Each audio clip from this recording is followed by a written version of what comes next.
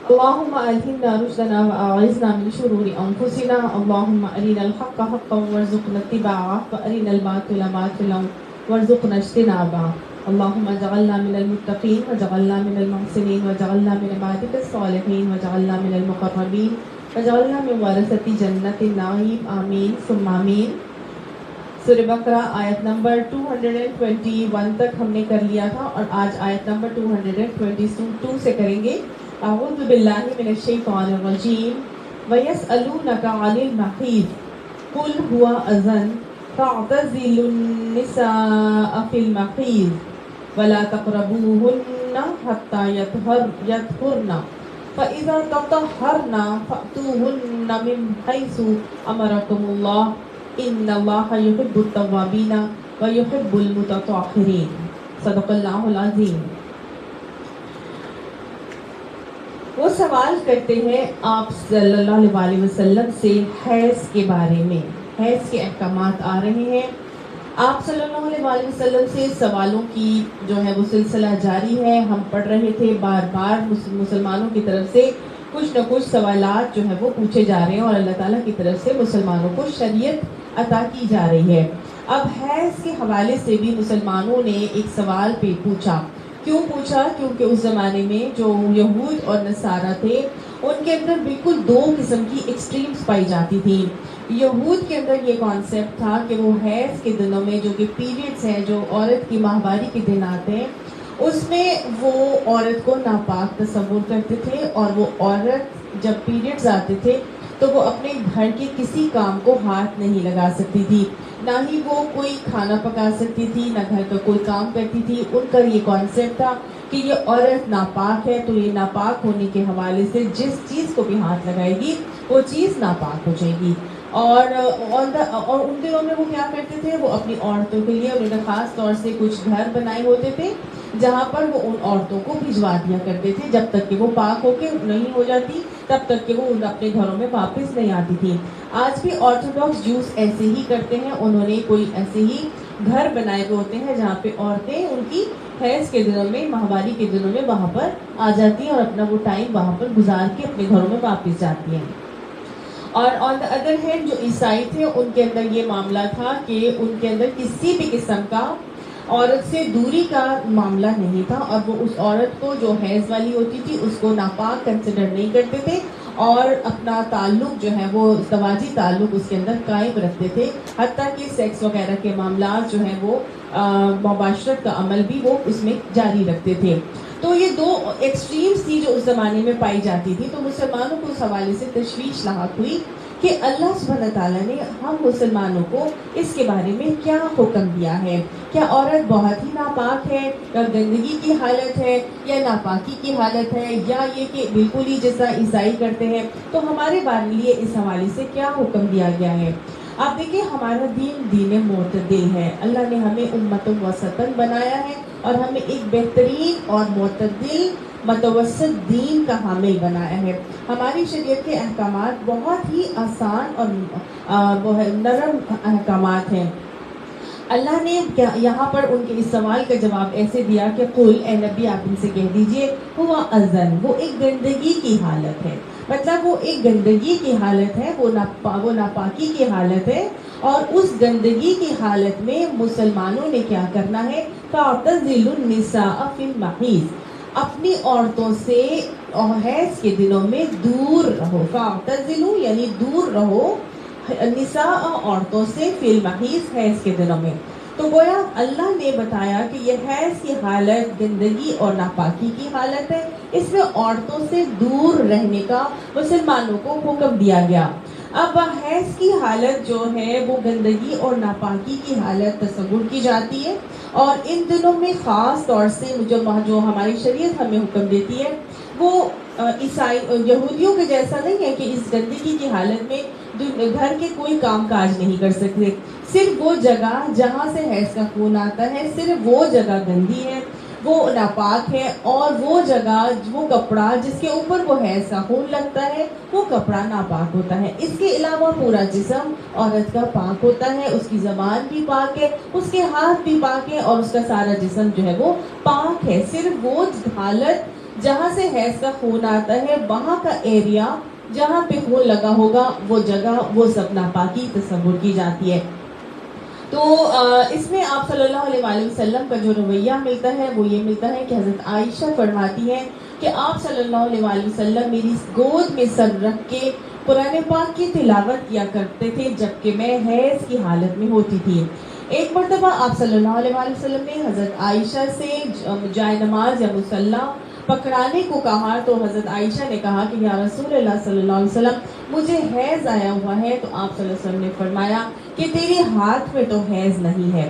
تو گویا ہاتھوں میں ہاتھ انسان کے پاک ہے اور تمام جسم اس کا پاک ہے, صرف وہ ایریا وہ ناپاک ہے اور جو جگہ جہاں پر خون لگا ہے وہ ناپاکی کنسیڈر کی جاتی ہے. ٹھیک ہے, تو ان دنوں میں جب حیض کا خون آ رہا ہو یا مینسٹرل ٹائم ہو یا جو بلیڈنگ کا ٹائم ہوتا ہے اس کے حوالے سے خواتین کو 3 قسم کی پرابلمز کا سامنا کرنا پڑتا ہے. ایک تو حیض جس کو ہم مینسٹریشن یا مینسز بھی کہتے ہیں وہ ہم نے حکم پڑھا. دوسرا وہ ہوتا ہے جو نفاس یعنی کہ جو پوسٹ پارٹم بلیڈنگ جس کو پیورپیریم کا ٹائم کہتے ہیں, جس کو عام لینگویج میں چلے کا ٹائم بھی کہا جاتا ہے, ڈلیوری کے بعد کا ٹائم. اس کو بھی اس وقت کو بھی حیض ہی کے احکامات کنسیڈر کیے جاتے ہیں. اس وقت پر بھی حیض ہی کا جو حکم ہے وہی اس پر لاگو ہوتا ہے. اب وہ جو بلیڈنگ ہے وہ 10 دن عام طور سے میڈیکل سائنس کہتی ہے جس کو ہم لوگ کیا کہتے ہیں وہ 10 ڈیز تک رہتا ہے, لیکن 40 ڈیز کا ٹائم دیا گیا ہے. اس 40 ڈیز کے ڈلیوری کے بعد 40 ڈیز کے اندر اگر عورت کو بلیڈنگ ہوتی ہے تو ان تمام دنوں کے اندر وہ حیض ہی کے احکامات اس پر امپلیمنٹ کیے جائیں گے. ٹھیک ہو گیا.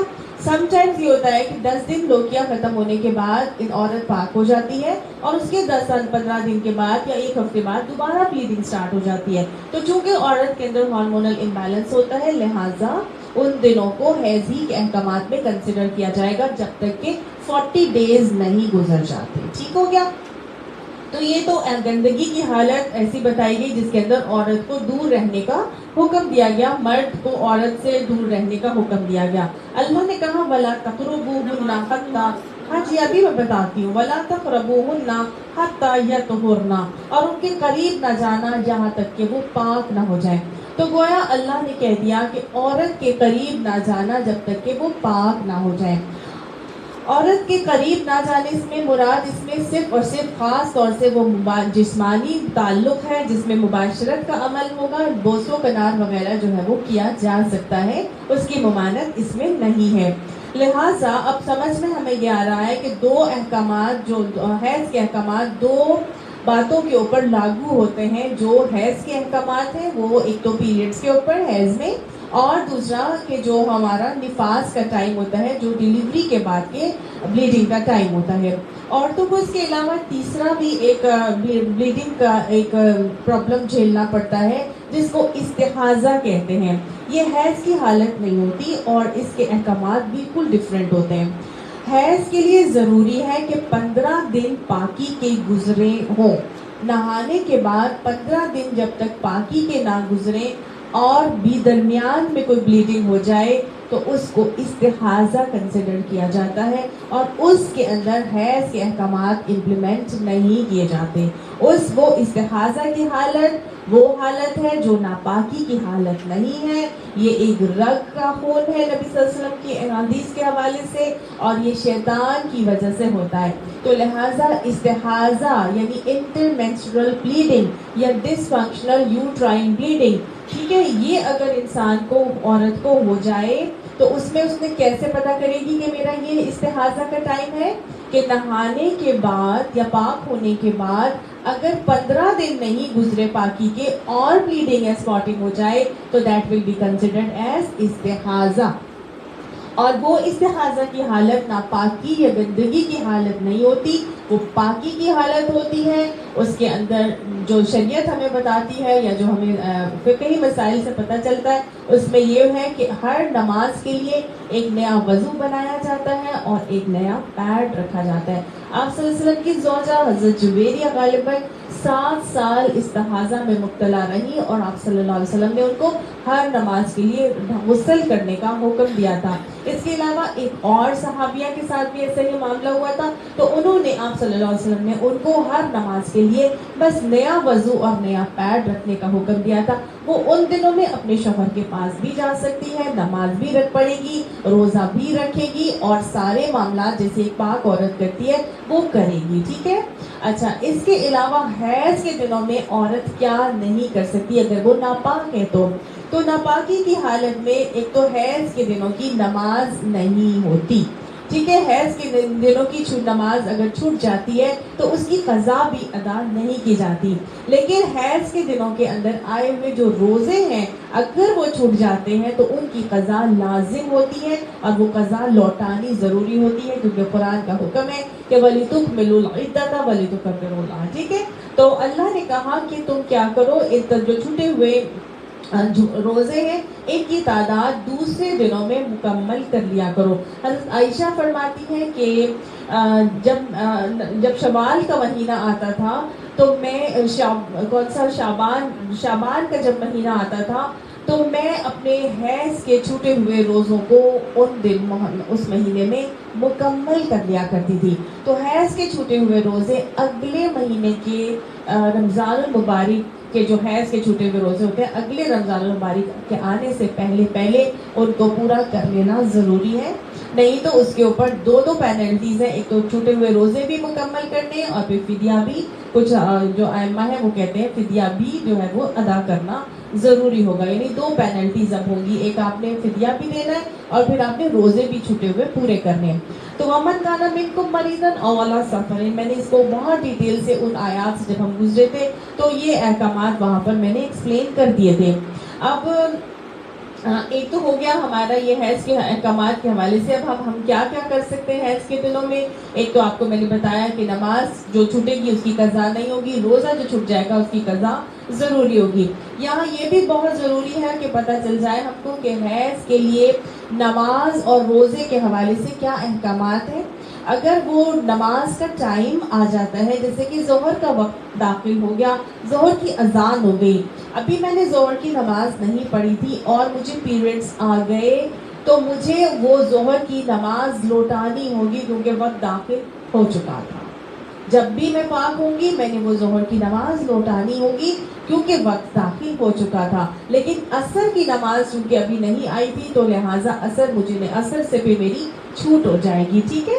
تو اور روزوں کے حوالے سے یہ ہے کہ جو روزہ رکھا ہوا ہے تو چاہے 10 بجے آپ کو پیریڈ شروع ہو جائیں یا 12 بجے شروع ہو جائیں یا افطاری سے 2-5 منٹ پہلے شروع ہو جائیں، روزہ اگر روزے کی حالت میں کتنے بھی بجے پیریڈ شروع ہو جائیں روزہ فاسد ہو جائے گا، وہ لوٹانا پڑے گا۔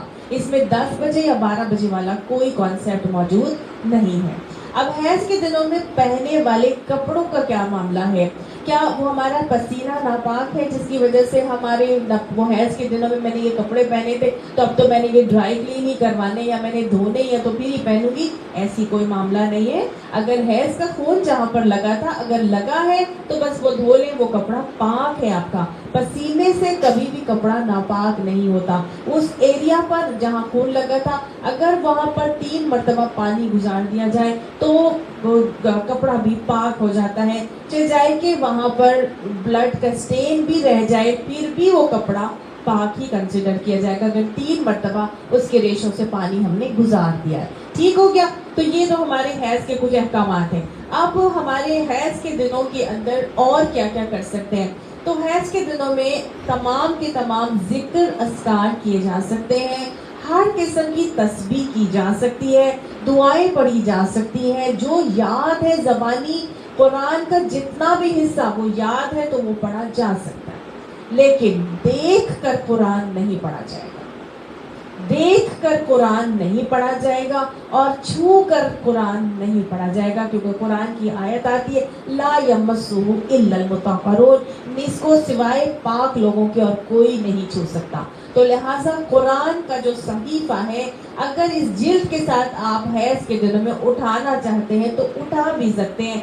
آپ اس پیج کو پلٹنا چاہتے ہیں تو پلٹ بھی سکتے ہیں. صرف عربی کے جو الفاظ ہیں جو ورڈز ہیں ان کے اوپر آپ کی انگلی جو ہے وہ نہیں لگے گی, اس کو آپ نہیں چھوئیں گے.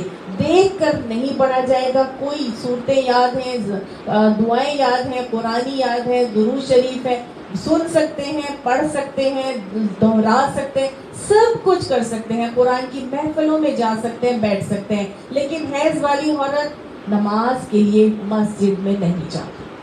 ٹھیک ہے, آپ صلی اللہ علیہ وسلم نے عیدین کے لیے اور جمعے کے لیے نماز کے لیے خاص طور سے عورتوں کو عیدین کے لیے مسجد میں آنے کی تاکید کی, لیکن یہ تک بھی کہہ دیا کہ حیض والی بھی جو ہے وہ عید کی نماز کے لیے مسجد میں آئے. اگر اس کے پاس چادر نہیں ہے تو یہ بھی حدیث کے الفاظ آتے ہیں کہ وہ دو تین چار عورتیں جو ہیں وہ ایک چادر میں لپٹ کے آ جائیں, لیکن وہ عید کی نماز کے لیے ضرور پہنچیں. اب اگر کسی کو حیض ہے اور وہ جائے گی یا نہیں تو وہ بھی جائے گی, لیکن وہ مسجد کے اندر نماز والی جگہ میں نہیں بیٹھے گی, بلکہ باہر ایک علیحدہ سے جگہ پر جہاں پہ حیض والی خواتین بیٹھیں گی, نماز کی جگہ پر وہ نہیں بیٹھے گی اور وہ وہاں پر بیٹھ سکتی ہے. ٹھیک ہے, تو یہ تو ہوئے اس حوالے سے ہمارے جو احکامات تھے حیض کے لیے. تو اللہ نے کہا وَلَا تَقْرَبُوهُنَّ حَتَّى يَطْهُرْنَ, ان کے قریب نہ جانا جب تک کہ وہ پاک نہ ہو جائیں. فَإِذَا تَطَهَّرْنَ, پس جب وہ اچھی طرح سے پاک ہو جائیں. اچھی طرح سے پاک ہو جانے کے بعد کہا کہ فَأْتُوهُنَّ, پھر ان کے پاس آ جاؤ. یعنی جب عورت حیض سے اچھی طرح سے پاک ہوگی تب اس کا شوہر اس کے قریب جا سکتا ہے مباشرت کے لیے. تو وہ اچھی طرح سے پاکی کیسے آئے گی؟ تو وہ اچھی طرح سے پاکی اس وقت آئے گی جب وہ نماز پڑھنے کے قابل ہو جائے, یعنی غسل طہارت کر لے. اب یہ غسل طہارت کس وقت کیا جاتا ہے؟ سیکریشنز کو دیکھ کر کیا جاتا ہے. اگر یلوئش سیکریشنز ہیں تو پاکی نہیں ہے, اگر پنکش سیکریشنز ہیں پھر بھی پاکی نہیں ہے. جب تک کہ سیکریشنز یا تو وائٹ نہ ہو جائیں یا بالکل ڈرائی نہ ہو جائے تب تک وہ غسل کے قابل نہیں ہوتی, اور تب وہ اور شوہر جو ہے وہ اس کے پاس آ سکتا ہے. اور اگر خدا نخواستہ اس وقت جب کہ بھی پاکی نہیں آئی تھی, غسل طہارت نہیں کیا تھا, سیکریشنز یلو تھی یا پنکش تھی اور تعلق قائم ہو گیا, تو پھر شریعت نے کفارہ رکھا ہے. اور وہ کفارہ کتنا ہے؟ یلوش سیکریشنز میں اگر تعلق قائم کر دیا تو پھر کفارہ ہے 2 گرام سونا, اور اگر پنکش سیکریشنز میں تعلق قائم کر لیا گیا تو پھر 4 گرام سونا کفارے میں دیا جائے گا. 4 گرام سونا اور 2 گرام سونا. اللہ نے کہہ دیا ہے فَأْتُوهُنَّ مِنْ حَيْثُ أَمَرَكُمُ اللَّهُ, اب عورتوں کے قریب آؤ جہاں سے اللہ نے تمہیں حکم دیا ہے. تو گویا عورت کے قریب کہاں سے جایا جائے گا؟ وہیں سے جایا جائے گا. حکم اللہ کا وہیں سے تھا جہاں سے حیض کا خون آ رہا تھا اور اللہ نے روکا تھا. وہی ایک جگہ ہے جہاں سے عورت کے قریب آیا جائے گا. اس کے علاوہ کسی اور غیر فطری طریقے سے عورت کو اپروچ نہیں کیا جائے گا. حدیث میں آتا ہے آپ صلی اللہ علیہ وسلم نے فرمایا آگے یا پیچھے سے مباشرت کرو مگر دبر یعنی اینل اور حیض میں مباشرت نہ کرو. یعنی اینل کے لیے جو ہے وہ منع کر دیا گیا, اس کو دبر کہتے ہیں عربی میں. تو آگے یا پیچھے سے مباشرت کا حکم دیا, لیکن دبر میں یا حیض میں مباشرت نہ کرو. اور آپ یہی یہ فطری جگہ پھر وہی ہے جو اللہ نے من حیث امرکم اللہ کا یہی مطلب ہے کہ جہاں سے روکا تھا حیض کے خون کی وجہ سے وہی جگہ ہے جہاں سے عورت کو اپروچ کیا جائے گا اور کسی غیر طریقے سے نہیں کیا جائے گا. ان اللہ یحب التوابین و یحب المتطہرین, بے شک اللہ وہ محبت کرتا ہے, وہ پسند کرتا ہے توبہ کرنے والوں کو اور پاک صاف رہنے والوں کو. اللہ سبحانہ تعالیٰ محبوب کر لیتا ہے.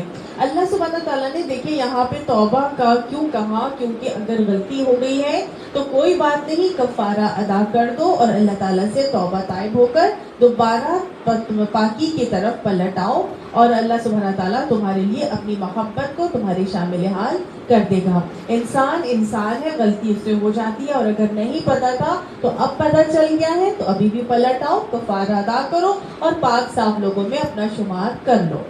اب آپ دیکھیے اللہ سبحانہ تعالیٰ آگے ہمیں جی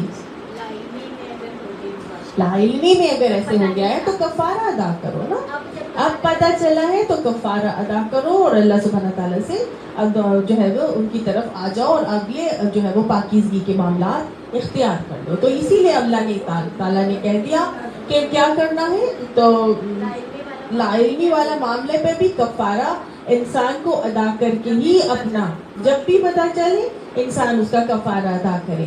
نساؤکم حرث لکم، عورتیں تمہاری کھیتیاں ہیں، یعنی عورت کو اللہ تعالیٰ نے یہاں پہ کھیتی کہا کہ تمہاری عورتیں کیا ہیں، تمہاری کھیتی ہے۔ ایک حدیث سے پتہ چلتا ہے ہمیں کہ آپ صلی اللہ علیہ وسلم فرماتے ہیں کہ اگر ایک انسان، دنیا کی ساری متاع ہے اور بہترین متاع نیک بیوی ہے، اور انسان جب نکاح کرتا ہے تو اس کا آدھا ایمان تو اسی وقت مکمل ہو جاتا ہے جب وہ کسی نیک زوج سے نکاح کر لیتا ہے۔ تو بہترین متاع کیا ہے، نیک بیوی، انسان کے آدھے ایمان کو تکمیل کرنے والی یہ چیز ہے۔ اللہ نے کہہ دیا تمہاری بیویاں تمہارے لیے تمہاری کھیتیاں ہیں۔ فَأْتُوا حَرْثَكُمْ، بس آؤ اپنی کھیتیوں کے پاس، اَنَّا شِئْتُمْ، جہاں سے تم چاہو۔ بعض لوگوں کو یہ بات بڑی ہی بری لگتی ہے کہ عورتوں کو کھیتی کیوں کہہ دیا گیا، حالانکہ اگر ہم دیکھیں تو عورت کو جو کھیتی بنایا گیا یا بتایا گیا اس پر بہت ہی ایک خوبصورت سا تعلق ہے جو اللہ نے یہاں پر عورت اور مرد کا بتایا ہے۔ انسان جو کسان ہوتا ہے اس کے لیے کھیتی کیسی ہوتی ہے، اس کی کھیتی اس کو بہت محبوب اور بہت پیاری ہوتی ہے، اور وہ اپنی کھیتی پر کسی کی نگاہ نہیں پڑنے دیتا، وہ اپنی کھیتی کی فل نگرانی کرتا ہے، وہ فل اس کی دیکھ بھال کرتا ہے، اس کو لوگوں کی غلط نظر سے بچاتا ہے، کوئی غلط قسم کے جو جانور یا لوگ وہاں پہ آنے لگتے ہیں تو وہ ان کو روکتا ہے، اس کی طرف آنے سے روکتا ہے۔ اور کیا کرتا ہے، جب وہاں پہ کھیتی میں دیکھتا ہے کہ یہاں پر جھاڑ جھنکار ہے تو اس کی جھاڑ جھنکار کو نکالتا ہے اور اس کی گوڈی کرتا ہے اور اس میں پھر ہل چلاتا ہے، اس کی زمین کو نرم کرتا ہے۔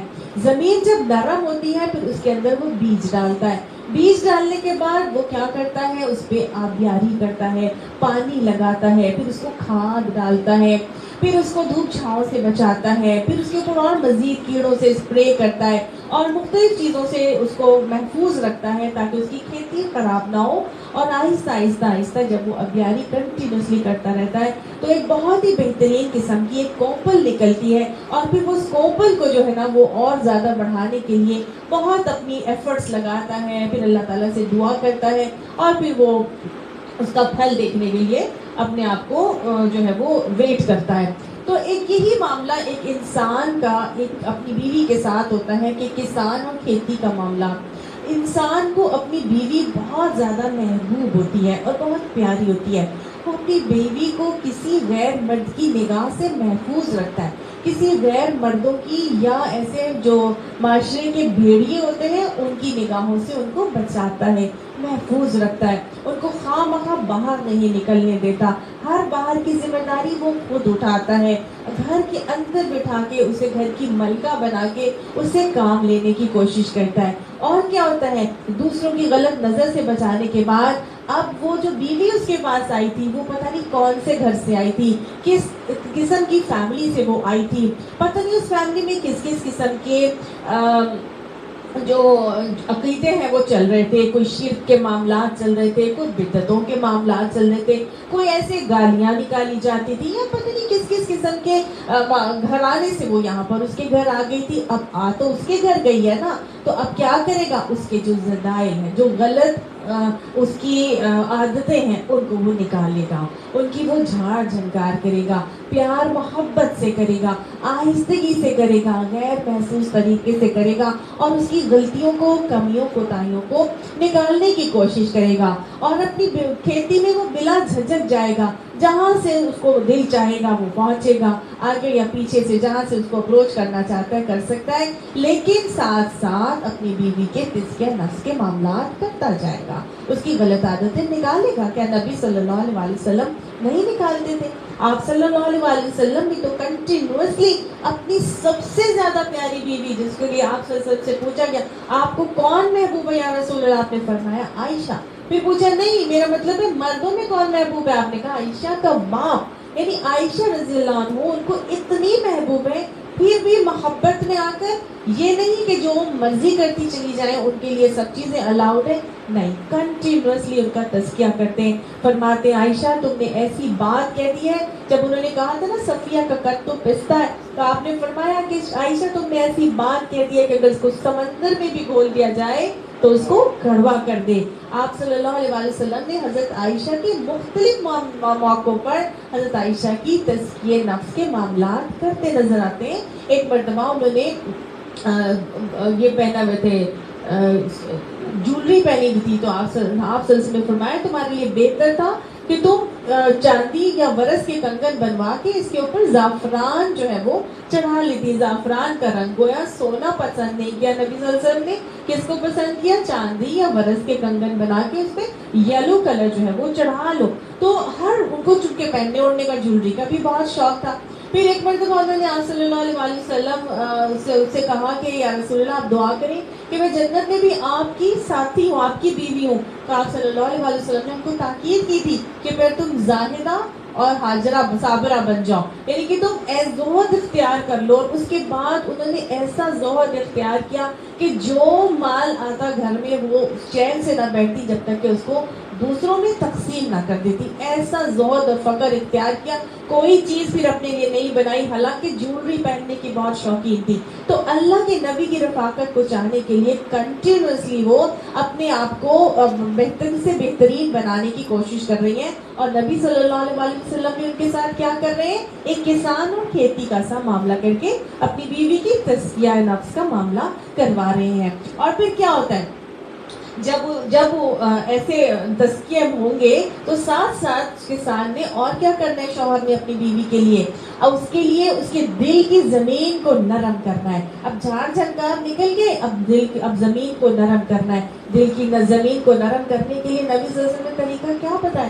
قرآن مجید کی تلاوت کی جائے، تو وہ قرآن کی کلاسز سے اس کو جوڑتا ہے، خود بھی جاتا ہے جمعے کو خطبے سن کے آتا ہے، آ کے اپنی بیوی کو بتائے گا، بیوی کو سنائے گا، جہاں دیکھے گا قرآن کی کلاسز ہیں اپنی بیوی کے لیے وہاں پہ جانے کا اہتمام کرے گا، اور اس کو دین کے ساتھ لنک کرے گا، قرآن و حدیث سے آبیاری کرے گا اس کی، اور جب اس کے دل کی زمین نرم ہو جائے گی اور بہترین بن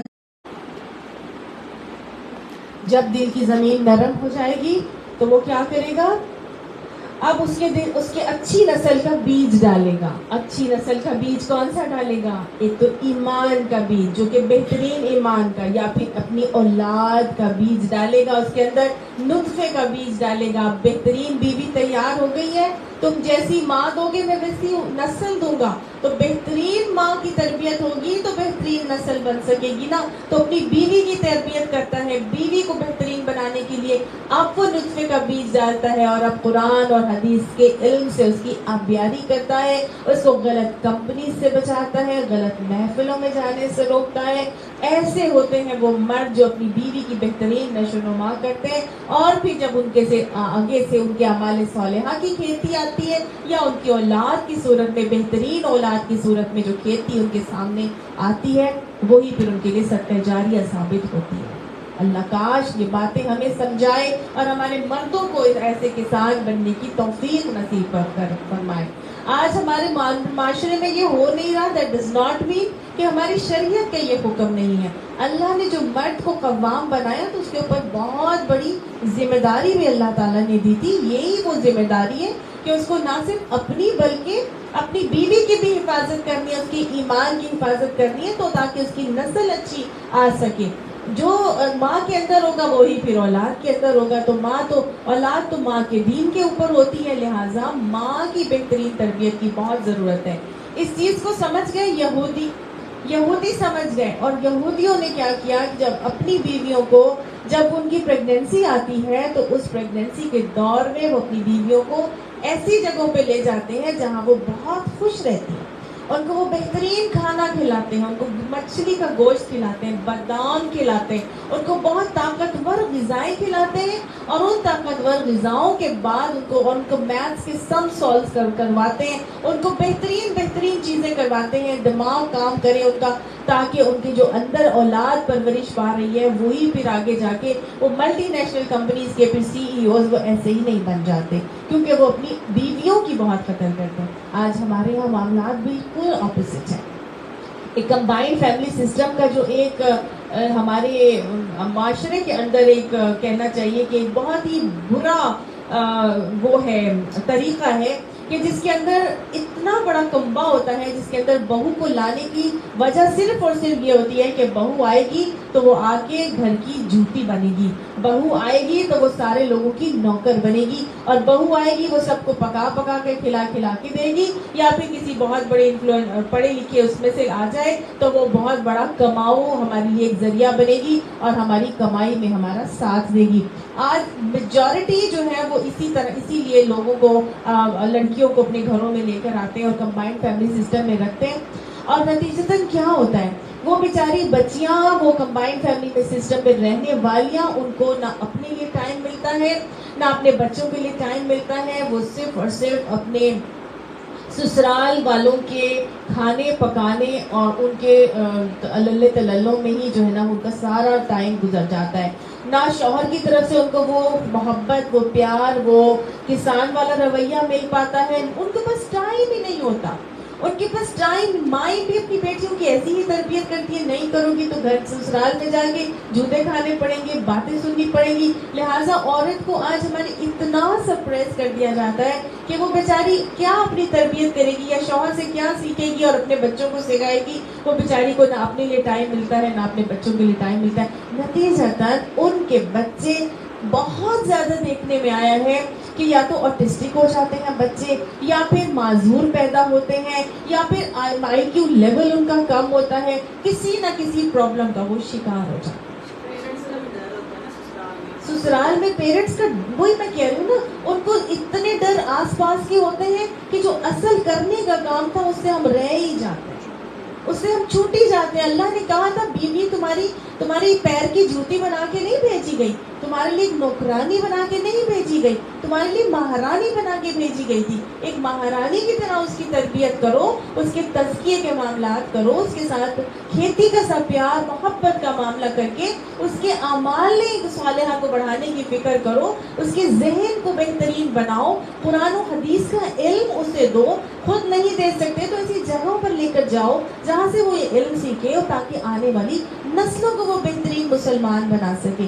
اللہ یہ باتیں ہمیں سمجھائے اور ان پر عمل کی ہمیں توفیق بھی نصیب فرمائے۔ اللہ ہمارے گھرانوں کو بھی یہ باتیں سمجھا کے ہمارے گھرانوں سے بہترین اولادیں تربیت کرنے والے مائیں بنانے کی ہم کو بھی توفیق نصیب فرمائے۔ اللہ نے کہا کہ جب اپنی عورت کے پاس جاتے ہو تو جہاں سے جانا چاہتے ہو چلے جا سکتے ہو، انا شئتم، جہاں سے اپنی بیویوں کے پاس جانا چاہتے ہو جاؤ۔ وَقَدِّمُوا لِأَنفُسِكُمْ، لیکن کیا کرو، اپنے آگے جو بھیجتے ہو نا اس کا دھیان رکھو۔ اپنے آگے کیا بھیجتا ہے انسان جب بیوی کے پاس جاتا ہے؟ کیا صرف شہوت کو پورا کرنے کے لیے بیوی کے پاس جانا ہوتا ہے؟ اللہ نے بتا دیا ہے صرف شہوت پوری کرنا تمہارا مقصد نہیں ہونا چاہیے۔ بیوی کے پاس جانا ہے، وَقَدِّمُوا لِأَنفُسِكُمْ، جو اپنے آگے بھیجتے ہو اس کو دیکھو کیا بھیج رہے ہو۔ یہ نہیں ہے کہ ابھی 1 سال کا بچہ ہوا ہے تو ابھی 1 سال کا بھی نہیں ہوا، ابھی ایک ہی پریگنینسی آئی ہے تو پھر اس کے فوراً بعد ہی جو ہے وہ ابھی ختم ہوا چلا نہائی ہے اور فوراً ہی جو ہے وہ دوسری دفعہ پریگننٹ ہو جاتی ہے۔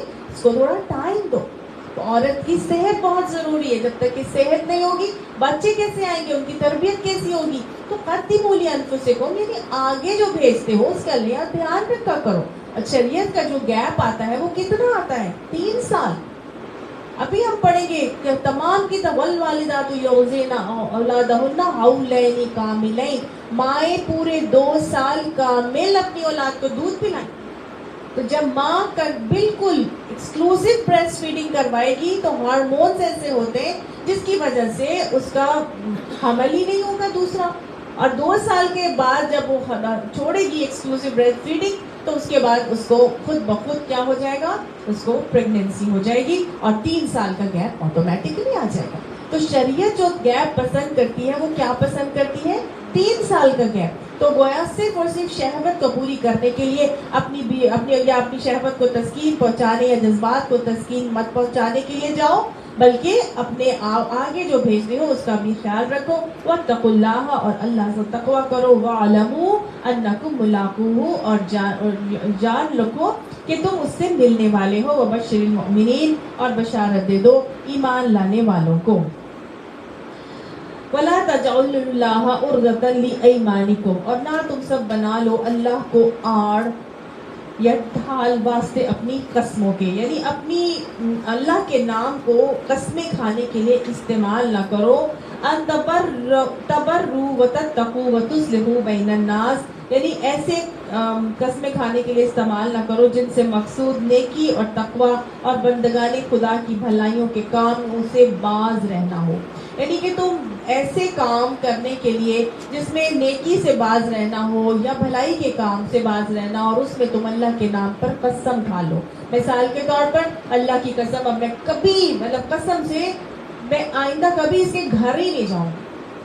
سمجھ آئی نا؟ یعنی میں اس سے کبھی بھی، اپنے بھائی سے کبھی میں بات ہی نہیں کروں گی، اس نے میرے لیے ایسی بات کہی تھی تو یہ کیا ہے، یہ یا میں کبھی بھی اس کو ہیلپ نہیں کروں گی.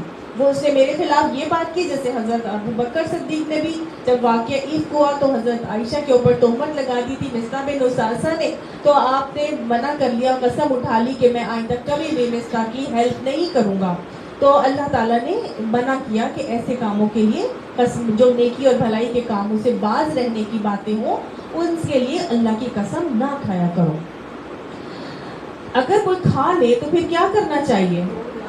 ہاں جی، تو آپ صلی اللہ علیہ وسلم کا حکم ملتا ہے کہ جب کوئی ایسی قسم کھا لے جس سے، جب تم میں سے کوئی شخص کسی نیکی کے کام سے رکنے یا بھلائی کے کام کو اختیار نہ کرنے کی قسم کھا لے تو اس کو چاہیے کہ وہ اپنی قسم کو توڑے اور قسم کا کفارہ ادا کرے اور نیکی کو کام کو کرتا رہے. تو حضرت ابو بکر صدیق نے بھی پھر یہی کیا تھا، انہوں نے قسم توڑی، کفارہ ادا کیا اور نیکی کے کام کو کرتے رہے، بلکہ جتنا دیتے تھے مصطح بن اساسہ کو اس سے زیادہ جو ہے وہ ان کا نفقہ انہوں نے باندھ دیا تھا، ڈبل کر دیا تھا. تو اب کیا ہے، اللہ سبحانہ تعالیٰ نے کہا کہ تم اگر کبھی ایسے کھا لو قسم، تو قسم کیا ہے بیسیکلی؟ قسم انسان 3 قسم کی ہے جو قسمیں انسان کھاتا ہے. پہلی قسم تو وہ ہے جو انسان ایسے as a part of speech کھا لیتا ہے، جیسے جس کو ہم لفظ قسم کہتے ہیں. ٹھیک ہے، اس کے بارے میں اب ہم آگے پڑھیں گے. لفظ قسم کیا ہے کہ جو بلا ارادہ ہم کھا لیتے ہیں. وہ اللہ تعالیٰ جیسے عادت ہوتی ہے، بعض لوگوں کی عادت ہوتی ہے قسم سے بڑا ہی مزہ آیا، قسم سے بڑی ہی خوبصورت تھی، ہے نا. تو اس طرح سے جو لوگ بولتے ہیں as a part of their speech, تو اس پہ اللہ تعالیٰ فرماتا ہے کہ لا یؤاخذکم اللہ باللغو فی ایمانکم، اللہ تمہیں نہیں پکڑتا لغو قسموں کے بارے میں. ٹھیک ہے، تو لفظ قسم وہ ہے جس کے بارے میں اللہ تعالیٰ نے کہہ دیا اس کے بارے میں تمہاری کسی پکڑ کا معاملہ نہیں ہے. دوسری قسم ہوتی ہے یمین الغموس. یمین الغموس، یمین الغموس جھوٹی قسم کو کہتے ہیں، یعنی کہ جھوٹی قسم کھا کے عیب دار مال بیچنے والے کا مال تو بک جاتا ہے لیکن اس میں سے برکت اٹھ جاتی ہے. نبی صلی اللہ علیہ وسلم نے فرمایا یمین الغموس، جھوٹی قسم کھانا. اور کئی مرتبہ کیا ہوتا ہے، انسان جھوٹی قسم کھا کے اپنی بات کی سچائی کو ثابت کرنے کے لیے جھوٹی قسم اٹھا لیتا ہے تو برکت اٹھ جاتی ہے اس میں سے. تیسری قسم کی ایک ٹائپ ہے اور وہ ہے یمین منعقدہ. یمین منعقدہ وہ قسم ہوتی ہے جو انسان جان بوجھ کر کھاتا ہے، منعقد کرتا ہے، عقد لگاتا ہے، گرہ باندھتا ہے. ٹھیک ہے، یعنی کہ ایک چیز کے حوالے سے وہ گرہ لگاتا ہے، اس کو پکا کرتا ہے کہ یہ کام میں نے کرنا ہی کرنا ہے. قسم، اللہ کی قسم، میں ہمیشہ اب یہ کام کروں گی، یعنی جیسے نظر وغیرہ مان لینا، یہ بھی یمین منعقدہ میں آتا ہے.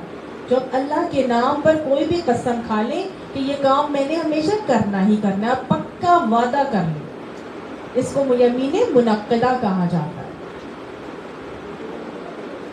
جی منعقد، اردو والا جو منعقد ہے، ہاں جی. اور ٹھیک ہے، تو تیسرے قسم کی ایسی چیز جو ہم نے جان بوجھ کر قسم کھائی ہوتی ہے کہ یہ قسم سے یہ بات ایسی ہی ہے اور ایسے ہی، اور میں ہمیشہ یہ کروں گی. تو اللہ تعالیٰ ایسی قسم کے بارے میں کہہ رہا ہے کہ وَلَٰكِن يُؤَاخِذُكُم بِمَا كَسَبَتْ قُلُوبُكُم، لیکن وہ جو قسمیں تم سچے دل سے کھاتے ہو ان کی باز پرس وہ ضرور کرے گا. یعنی اگر تم نے قسم کھائی ہے کہ ہاں قسم سے میں تمہیں یہ اتنے پیسے جمعے کے دن ادا کر دوں گا، قسم اٹھا لی آپ نے، اور پھر آپ نہ کریں تو اللہ تعالیٰ اس کے بارے میں ضرور تم سے باز پرس کرے گا. یس، یہ یمین منعقدہ ہے. جھوٹی قسم کھا کے جو عیبدار مال بیچ دے، قسم، ہاں اللہ کی مطلب. اور آپ صلی اللہ علیہ وسلم نے یہ بھی فرمایا تھا کہ جب تم میں سے کسی کو قسم کھانی ہو تو وہ اللہ کے نام کی کھائے اور کسی کی قسم نہ کھائے. تو یہ جو کہنا، اچھا، جو اللہ کے نام کی قسم ہی ہمیشہ کھانی چاہیے. جس طرح سے لوگ قسم کھاتے ہیں کہ بھئی میرے بچے کی قسم، میرے شوہر کے سر کی قسم، میری جان کی قسم، اس طرح کی بات نہیں ہے، بلکہ کیا ہے، اللہ کی کھائیں یا پھر نہ کھائیں. اگر کھانی ہے تو صرف اللہ ہی کی قسم کھائی جائے گی اور نہیں. اور قسموں کے حوالے سے یہ بات بتائی. کفارہ اگر کرنا ہے تو کفارہ کیا ہے؟ تو کفارہ قسم توڑنے کا یہ ہے کہ 3 دن کے روزے رکھنا، یا 10 مسکینوں کو کھانا کھلانا. جی ہاں جی، ہاں جی، دونوں قسمیں، جو اس کے اندر جھوٹی قسم ہے یا پھر یمین منعقدہ. اگر ہاں جی، غریب مسکین جو ہوتے ہیں، یا ان کو کپڑے پہنانا. 10 مسکینوں کو کھانا کھلانا صبح شام کا، یا ان کو کپڑے پہنانا، یا 3 روزے رکھنا.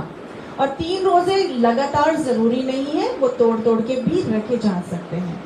ٹھیک ہے. اور 10 مسکینوں کو ایٹ اے ٹائم نہیں، بلکہ آپ علیحدہ علیحدہ ٹائمنگز پر بھی کھلا سکتے ہیں. ٹھیک ہے. یا کپڑے پہنانا، کھانا کھلانا یا کپڑے پہنانا. ٹھیک ہے. اگر عورت کو پہنا رہے ہیں تو تینوں چیزیں ہونی چاہیے، اس میں دوپٹہ بھی انکلوڈیڈ ہونا چاہیے. مردوں کو دے رہے ہیں تو شلوار قمیض یعنی کہ 2 پیس کافی ہے، لیکن عورت کے لیے 3 پیس کا ہونا ضروری ہے. اب چوتھی قسم کی ایک اور قسم ہے جو یہاں پر بتائی جا رہی ہے، وہ کون سی ہے؟ للذین، واسطے ان لوگوں کے، یؤلون، وہ پھرتے ہیں، من نسائہم، اپنی عورتوں سے، یعنی کہ وہ ایلا کر لیتے ہیں. ایلا کی بھی ایک قسم ہوتی ہے جس کا یہاں پہ تذکرہ کیا جا رہا ہے کہ اگر تم اپنی عورتوں سے ایلا کر لیتے ہو، تربصوا، تو وہ رو کے رکھیں، 4 اشہرین، اپنے آپ کو 4 مہینے. یہ ایلا کی قسم چوتھی قسم کی قسم ہے کہ جو اپنی عورتوں سے تعلق نہ رکھنے کی قسم کھاتے ہیں. الف یا لام الف حمزہ، ایلا. ٹھیک ہے. یعنی کہ ایلا کی ایک قسم ہوتی ہے. یہ قسم نبی صلی اللہ علیہ وسلم نے بھی کھائی تھی، اور آپ صلی اللہ علیہ وسلم نے کسی بات پر ناراض ہو کے اپنی ازواج مطہرات سے تعلق نہ رکھنے کی قسم کھا لی، اور آپ صلی اللہ علیہ وسلم نے 1 مہینے کا ایلا کر لیا. جب ایلا کر لیا تو ایلا کے لیے اللہ تعالیٰ نے مدت بتائی ہے، بس ان کو چاہیے کہ وہ اپنے آپ کو 4 مہینے تک روکے رکھیں. تربصوا 4 اشہرین، یعنی 4 مہینے تک وہ روکے رکھیں گے. اگر شوہر اپنی بیوی سے تعلق نہ رکھنے کی قسم کھا لے کہ میں آئندہ اپنی بیوی کے بالکل قریب نہیں جاؤں گا، تو یہ کیا ہے؟ ایک قسم کھا لی اس نے، یہ اس نے ایلا کر لیا. اب اگر وہ 4 مہینے تک اس قسم کے بعد اپنی بیوی کے پاس نہیں جاتا تو طلاق واقع ہو جاتی ہے. 1 طلاق واقع ہو جائے گی. ٹھیک ہو گئی. اگر 4 مہینے تک وہ اپنی بیوی کے پاس نہ جائے، یہ کہہ کر کہ میں اب اپنی بیوی کے پاس نہیں جاؤں گا، اور 4 مہینے تک وہ نہ جائے تو طلاق واقع ہو جاتی ہے. لیکن اگر وہ 4 مہینے کے دوران میں اپنی بیوی سے رجوع کر لے تو پھر کیا ہے؟ پھر ایلا کی قسم ٹوٹ جاتی ہے اور رجوع ہو جاتا ہے. ٹھیک ہے؟ کفارہ نہیں ہے اس کا کوئی بھی. آپ صلی اللہ علیہ وسلم نے جب اپنی ازواج مطہرات سے ایلا کیا تو 1 مہینے کے بعد آپ صلی اللہ علیہ وسلم اپنے ممبر سے واپس اپنے گھر تشریف لے آئے. تو حضرت عائشہ نے کہا کہ یا رسول اللہ آپ نے تو 1 مہینے کی قسم کھائی تھی. تو آپ صلی اللہ علیہ وسلم نے فرمایا کہ عائشہ مہینہ 29 دن کا بھی ہوتا ہے. تو آپ صلی اللہ علیہ وسلم صرف تھوڑا سا عرصے کے لیے ان سے سیپریشن شو کی تھی کہ اپنا بستر ان سے الگ رہ کے ناراضگی کا گویا اظہار کیا تھا، لیکن اس سے ان کی طلاق واقع نہیں ہوئی تھی. ٹھیک ہے؟ ہاں جی، اگر 4 مہینے گزر جائیں گے تو 1 طلاق ہو جائے گی. رجوع نہیں کیا، 4 مہینے گزر گئے تو طلاق واقع 1 طلاق واقع ہو گئی. اب اس کے بعد عدت شروع ہو جائے گی. یہ رجعی نہیں ہوگی نا. نہیں، اس کے بعد طلاق جو ہوتی ہے وہ بائنہ ہو جاتی ہے. ایلا کے بعد طلاق بائنہ ہو جاتی ہے. بائنہ کا مطلب اس میں پھر آپ رجوع نہیں کر سکتے. ہاں جی، ٹھیک ہے. اور اگر انہوں نے طلاق ہی کی ٹھان لی ہو تو جانے رکھے کہ اللہ سب کچھ سنتا اور جاننے والا ہے. یہاں لکھا ہوا ہے نا کہ فَإِنْ فَاءُوا، پس اگر انہوں نے رجوع کر لیا، فَإِنَّ اللَّهَ غَفُورٌ رَحِيمٌ، تو اللہ معاف کرنے والا اور رحیم ہے. وَإِنْ عَزَمُوا الطَّلَاقَ، اور اگر انہوں نے طلاق ہی کی ٹھان لی ہو تو فَإِنَّ اللَّهَ سَمِيعٌ عَلِيمٌ، تو جانے رہے کہ اللہ سب کچھ سنتا اور جانتا ہے. ٹھیک ہے. وَالْمُطَلَّقَاتُ، اور ساری کی ساری وہ عورتیں جن کو طلاق دی گئی ہو، یتربصن، وہ روکے رکھے، بِأَنفُسِهِنَّ، اپنے آپ کو. کب تک روکے رکھے؟ ثلاثۃ قروء، 3 مہینے، 3 ماہواری. جن عورتوں کو طلاق دی گئی ہو ان کو چاہیے کہ وہ 3 ایام ماہواری تک اپنے آپ کو روکے رکھیں گی. اب طلاق کے احکامات آ رہے ہیں. طلاق کیا ہے؟ بیسیکلی طلاقہ سے نکلا ہے چلنا. ٹھیک ہے، چلنا. اس میں آپ عورت کو چلتا کر دیتے ہیں.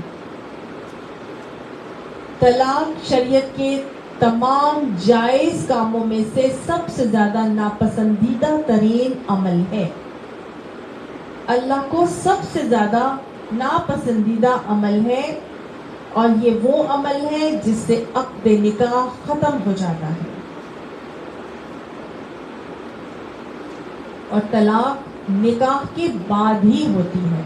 نکاح سے پہلے کوئی طلاق نہیں ہوتی کہ نکاح ہوا نہیں اور آپ کہیں جی میں نکاح کروں گا اور اس کو طلاق دے دوں گا. ایسے نہیں ہے. لا طلاق قبل النکاح، آپ صلی اللہ علیہ وسلم نے فرمایا ہے کہ طلاق نکاح سے پہلے نہیں ہوتی. تو نکاح ہونا ضروری ہے اگر طلاق ہوا ہو. آپ صلی اللہ علیہ وسلم نے فرمایا شادیاں کرو، طلاقیں نہ دو. مزہ چکھنے والوں کو اللہ پسند نہیں کرتا. اور آپ صلی اللہ علیہ وسلم نے یہ بھی فرمایا کہ بکثرت طلاقیں دینے والے پر اللہ، ہر طالب لذت بکثرت طلاق دینے والے پر اللہ کی لعنت ہے. گویا طلاقیں زیادہ دینے والے پر اللہ کی لعنت ہے، اللہ کی رحمت سے دور ہو جاتا ہے. تو یہ وہ عمل ہے جو اللہ نے بالکل پسند نہیں کیا. یہ شیطان کا پسندیدہ عمل ہے. جب ہم نے ہاروت ماروت کا واقعہ دیکھا تھا تو ہم نے دیکھا تھا کہ ہاروت ماروت جو ہے وہ کیا سکھاتے تھے؟ ما یفرقون بہ بین المرء وزوجہ. وہ جادو سکھاتے تھے جو بیوی اور میاں کے درمیان جدائی ڈال دیں. تو یہ تو شیطان کا عمل تھا جو کہ میاں بیوی کے درمیان جدائی ڈلواتا ہے. حدیث کا بھی ایک پورا میں آپ کو سناؤں مفہوم ہے کہ آپ صلی اللہ علیہ وسلم فرماتے ہیں کہ شیطان سمندر میں اپنا تخت لگاتا ہے اور اس پر بیٹھتا ہے اور اس کے چیلے آ کر اس کو اپنی کارگزاری اس کے سامنے پیش کرتے ہیں. اور ہر چیلا آتا ہے، کوئی آ کے بتاتا ہے میں نے فلاں کے درمیان لڑائی جھگڑا ڈلوایا، فلاں کے ایک آتا ہے بتاتا ہے میں نے قتل کروا دیا، ایک آتا ہے میں نے ڈکیتی لوٹ مار کروا دی. وہ ہر ایک کو بیٹھا سنتا رہتا ہے، نہیں تو نے نہیں، نہیں کچھ نہیں، نہیں کچھ نہیں. تو ایک آتا ہے اور آ کے کہتا ہے میں میاں اور بیوی کے درمیان جدائی ڈال کے آیا ہوں. تو وہ اٹھتا ہے اور اس کے قریب جاتا ہے اور اس کو گلے لگاتا ہے، اس کے تو نے بڑا کام کیا ہے. وہ اتنا خوش ہوتا ہے. تو گویا یہ ایسا عمل ہے جس جو اللہ کو مقبول اور شیطان کو محبوب ہے، شیطان کا پسندیدہ عمل ہے. تو پھر اللہ کا یہ اتنا مقبوض عمل ہے، تو پھر اللہ سبحانہ تعالیٰ نے طلاق کا عمل کیوں رکھا کہ طلاق جو ہے وہ دے دی جائے اور طلاق کا معاملہ جو ہے وہ کیا جا سکتا ہے. اصل میں بات یہ ہے کہ طلاق جب کسی کی بھی شادی ہوتی ہے تو یہ ضروری نہیں کہ انسان مینٹل انڈرسٹینڈنگ کے ساتھ چل رہا ہو. جب انسان شادی کرتا ہے تو یہ ضروری ہوتا ہے کہ وہ اپنے شوہر کو، عورت اپنے شوہر کو قوام مانے، اور اس بیوی کے لیے بھی اس شوہر کے دل میں محبت اور رغبت ضرور آئے. شوہر کو بیوی کو قوام ماننا ضروری ہے، اور شوہر کے دل میں بیوی کے لیے بھی محبت اور پیار ہونا لازمی ہے. عمومی طور پر شوہر اپنی بیویوں کے لیے پیار اور محبت کر لیتے ہیں، لیکن سم ٹائمز ایسے ہوتا ہے کہ کچھ ایسی وجوہات کی بنا پر نہیں نباہ ہو پاتا. طبیعت یا مزاج کی ہم آہنگی نہیں ہوتی، یا کوئی شکل پسند نہیں ہوتی، یا ایسی بات اس کے اندر ہوتی ہے کہ اس سے گناہ گاری کا معاملہ ہو رہا ہوتا ہے. جیسے ایک آپ صلی اللہ علیہ وسلم کے دور میں خاتون تھی فاطمہ بنت ابی. انہوں نے رسول اللہ صلی اللہ علیہ وسلم کے پاس آ کے کہا کہ یا رسول اللہ صلی اللہ علیہ وسلم، میں ثابت بن قیس کے ساتھ رہ کر گناہ میں مبتلا ہو کر نہیں زندگی گزار سکتی، یعنی میں ناشکری بن کر زندگی نہیں گزار سکتی. مطلب میں اپنے میاں کی شکر گزار نہیں بن سکتی، یا میرا اور اس کا سر جو ہے وہ ایک جگہ جمع نہیں ہو سکتا. کچھ اس قسم کے الفاظ تھے. تو آپ صلی اللہ علیہ وسلم نے پردہ جو ہٹایا تو دیکھا ثابت بن قیس ان کے شوہر تھے، اور وہ اپنے دوستوں کے ساتھ گزر رہے تھے وہاں سے. تو انہوں نے، بیوی نے کہا تھا کہ میرے اور ثابت بن قیس کے درمیان جو ہے نا وہ جدائی ڈلوا دو، مطلب میں اور وہ نہیں ساتھ رہ سکتے. تو حضور صلی اللہ علیہ وسلم نے جب دیکھا تو انہوں نے ثابت بن قیس جو تھے وہ ٹھگنے سے بھی تھے، موٹے بھی تھے، بھدے نقوش والے بھی تھے، مطلب ایسے تھے کہ کوئی ان کی ظاہریت میں ان کو ایسی نظر آ رہی تھی بات کہ ہو سکتا ہے کہ ان کی ظاہریت کی وجہ سے انہوں نے کیا ہو، کیونکہ بیوی نے یہ بات کہہ دی تھی کہ ان کی شبے داری میں یا ان کے دین کے معاملے میں یا میں کسی قسم کی کمنٹ نہیں کروں گی. مجھے کوئی گلا نہیں ہے، ان کی کمی نہیں ہے، ان کے اندر دین میں کسی بھی کمی کا معاملہ نہیں ہے، لیکن بس میں ان کے ساتھ نہیں رہ سکتی، کیونکہ اگر میں ان کے ساتھ رہوں گی تو میں ان سے ناشکری کے معاملے کروں گی، ان کو قوام نہیں مان سکوں گی، ان کے ساتھ بدتمیزی کروں گی، یا مختلف ایسی باتیں جیسے کہ حضرت زید بن حارثہ اور حضرت زینب بنت جہش کے ساتھ بھی تو ایسا معاملہ ہوا تھا نا کہ ان کا کفر نہیں تھا، برابری نہیں تھی، اور ایک غلام تھے اور ایک قریش کی خاتون تھی. حضرت زینب بنت جہش قریشی تھی، اور حضرت زید بن بلال جو تھے، بلال حبشی، وہ غلام تھے. زید بن حارث وہ غلام تھے نبی صلی اللہ علیہ وسلم کے. تو ان کی جب ان کی جو پرپوزل بھیجا گیا تھا تو حضرت زینب بنت جہش نے کہہ دیا تھا کہ میں اس غلام کے ساتھ شادی نہیں کر سکتی، کیونکہ میں قریشی اور وہ غلام انا خیر منہ، میں اس سے بہتر. تو ایک تکبر ان کے اندر آیا تھا. پھر نبی صلی اللہ علیہ وسلم نے جو آیات قرآن میں نازل ہوئی کہ اللہ اور رسول جب کسی بات کا فیصلہ کریں تو کسی مومن یا مومنہ کو یہ اختیار نہیں ہے کہ وہ اپنے بارے میں کوئی فیصلہ کرے. تو پھر جب ان کو یہ بات پتہ چلی تو انہوں نے کہا کہ ٹھیک ہے، اللہ کے آگے سر تسلیم خم ہے، تو میں اس رشتے کو ایکسیپٹ کر لیتی ہوں. ایکسیپٹ تو کر لیا انہوں نے، لیکن کیا ہوا؟ نبھا نہیں ہو سکا، وہ ان کو قوام نہیں مان سکی. حضرت زید کی وہ اس طرح عزت اور رسپیکٹ نہیں کر سکی جیسے کہ ایک عورت کو اپنے شوہر کی کرنا ضروری ہوتی ہے. اور یہ آگے زندگی گزارنے کے لیے یہ ضروری ہے کہ عورت اپنے شوہر کو قوام مانے. گھر کا ایک ہی سربراہ ہو سکتا ہے، کبھی بھی دو سربراہ بن کے چلیں گے تو کبھی بھی کوئی ادارہ نہیں چل سکتا. اللہ نے اسی لیے مرد کو حاکمیت دی، مرد کو قوام بنایا، مرد کا ایک درجہ بلند کیا، اور مرد ہی کو طلاق کا اختیار بھی دیا. آگے ہم پڑھیں گے کہ اللہ سبحانہ تعالیٰ فرماتے ہیں وَلِلرِّجَالِ عَلَيْهِنَّ دَرَجَةٌ، اور مردوں کا عورت کے اوپر ایک درجہ بلند ہے. یہ اختیار اللہ نے مرد کو دے دیا. اب اس مرد کو تو اختیار دیا, لیکن دیٹ ڈز ناٹ مین کہ اگر طلاق کا معاملہ کسی مرد اور عورت کے درمیان میں ہو جاتا ہے تو ان میں سے کوئی برا ہی ہے جو طلاق ہوئی ہے. نہ حضرت زید برے تھے, نہ حضرت زینب بنت جہش بری تھی, لیکن بس وہ نہیں مینٹل ان کی کمپیٹیبلٹی بن سکی, وہ انڈرسٹینڈنگ ان کی نہیں ہو سکی, تو بجائے اس کے کہ ساری زندگی جو ہے وہ گھٹ گھٹ کے گزاری جائے, یا کبھی تیزاب پھینک دیے جائیں, یا آگ لگا دی جائے, یا کوئی لڑائی جھگڑے کا ایک جو ہے وہ اکھاڑا گھر کا جو ماحول ہے وہ بنا ہوا ہو, تو اس سے بہتر کیا ہے کہ وہ دونوں علیحدہ علیحدہ ہو جائیں اور طلاق کا معاملہ اختیار کر لیں. اللہ نے اسی لیے اس کو طلاق کے معاملے کو رکھا ہے, اس کی بڑی حکمت ہے. تو اللہ سبحانہ تعالیٰ پھر شادی کیوں کرواتے ہیں؟ اگر دو لوگوں کے درمیان طلاق ہونی ہی ہوتی ہے تو پھر شادی کیوں ہوتی ہے؟ کئی لوگ کہتے ہیں ہم نے تو جی استخارہ بھی کیا تھا اور پھر بھی شادی ہو گئی ہماری اور پھر بھی طلاق ہو گئی, ایسا کیوں ہوا؟ حضرت زید اور حضرت زینب کا معاملہ آپ کے سامنے, اللہ کے حکم سے ہی ان کی شادی ہوئی تھی, اللہ کے حکم سے ہی ان کی طلاق ہوئی تھی, اور اللہ کے حکم سے ہی پھر ان کی اگلی شادیاں ہوئی تھی.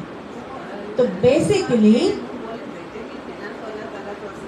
وہ تو ہاں جی, وہ جو حضرت زید اور حضرت زینب کا معاملہ ہوا تھا اس میں ہم نے دیکھا تھا کہ اللہ کے ہر کام میں بہت مصلحت ہوتی ہے. ایک کام سے اللہ سبحانہ تعالیٰ کئی کئی چیزیں سکھانا چاہتے ہیں, کئی کئی چیزیں سمجھانا چاہتے ہیں.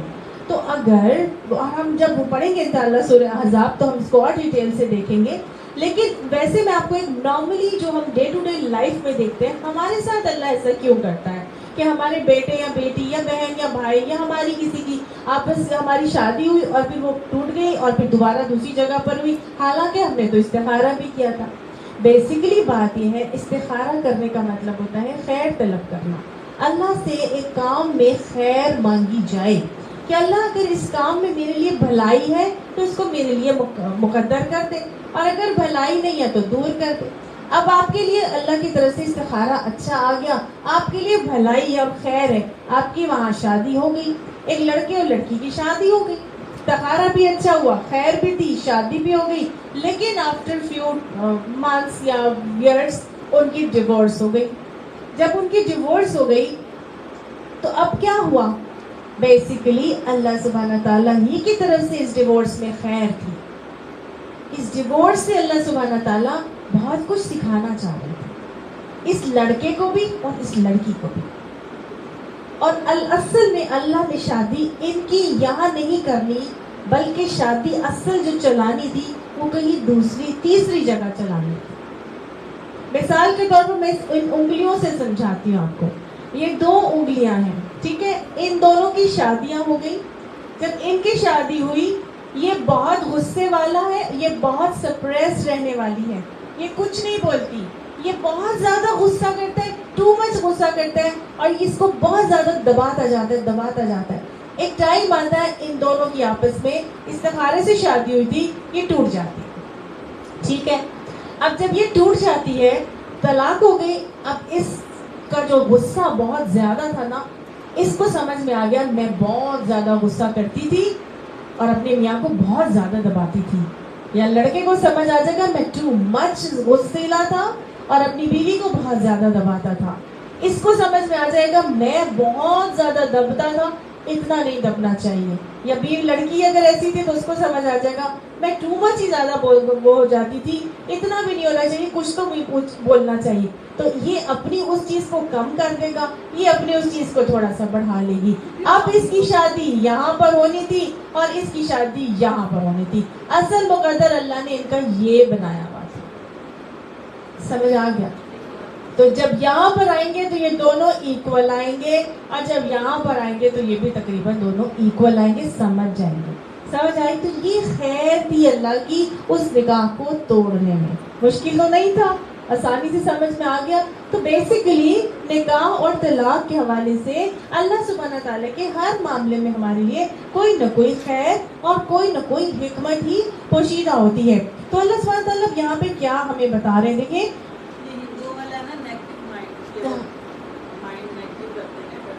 ہاں جی، دیکھیے ہماری شریعت پسند نہیں کرتی کہ ہمارا گھر ٹوٹ جائے. شریعت بالکل پسند نہیں کرتی کہ انسان کا گھر ٹوٹے. ہر ممکن اللہ سبحانہ تعالیٰ نے یہی شریعت کے احکامات ہمیں دیے ہیں کہ اگر ایک عادت پسند نہیں ہے تو دوسری پسند کر لو، دوسری پسند نہیں تو تیسری پسند کر لو. کوئی تو عادت اس کے اندر ایسی ہوگی جس کے ساتھ تم نباہ کرنے کا معاملہ اختیار کر سکو. اور اگر پھر بھی نہیں ہے تو پھر کچھ حقوق کی کمی بیشی پر آپس میں مصالحت کر لو. کوئی اپنا حق چھوڑ دے، کوئی کہے کہ ٹھیک ہے مجھے میں یہ نہیں کرتی ہوں تو میں یہ بھی نہیں لوں گی، یہ بھی نہیں مانگوں گی، آپ ایسے نہ کیا کریں یا ویسے نہ کیا کریں. تو کچھ حقوق کی کمی بیشی پر آپس میں معاملہ کر لو.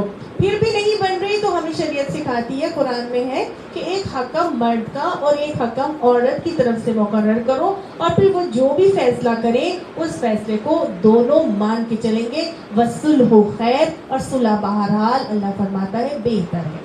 اللہ نہیں چاہتا کہ گھر ٹوٹے اور گھر میں پائے جانے والے وہ جو نرسری کے پودے ہیں، وہ جو بچے ہیں، وہ ان کے ذہن خراب ہو اور وہ خواہ مقامے جو ہے وہ بغیر کسی چھت کے نشو نما اور پروان چڑھے. تو گویا اللہ سبحانہ تعالیٰ نے حد الامکان یہ کوشش کروائی ہے کہ گھر نہ ٹوٹے. لیکن اگر پھر بھی گھر ٹوٹنے کا معاملہ آتا ہے تو اللہ سبحانہ تعالیٰ کیا فرماتا ہے؟ اللہ تعالیٰ فرماتا ہے کہ اس کا اختیار میں نے مرد کو دیا ہے. ٹھیک ہے، والمطلقات، وہ کیا کریں گی عورتیں اگر ان کو طلاق دے دی گئی ہے تو وہ 3 مرتبہ ایام ماہواری آنے تک اپنے آپ کو روکے رکھیں گی، اور روکے رکھیں گی یعنی کہ ایام ماہواری تک آنے پر روکے رکھیں گی. اس ٹائم کو عدت کہا جاتا ہے. اب آپ کو یہ بھی دیکھ لینا چاہیے کہ طلاق کتنی قسم کی ہوتی ہے اور عدت کیسے اور کہاں سے شروع ہوتی ہے. طلاق 3 قسم کی ہوتی ہے بیسیکلی. پہلی طلاق، اس کو طلاق مسنونہ کہا جاتا ہے، مسنون طلاق. جی مسنون. دوسری طلاق طلاق بدائی ہے. بدائی وہ جو طریقہ ایجاد خود بخود کر لیا جائے. اور تیسری طلاق طلاق باطلہ ہے، باطل طلاق. ٹھیک ہے، باطلہ بدعی. ہاں جی، بدعت خود نئی چیز ایجاد کر لینے کو کہتے ہیں.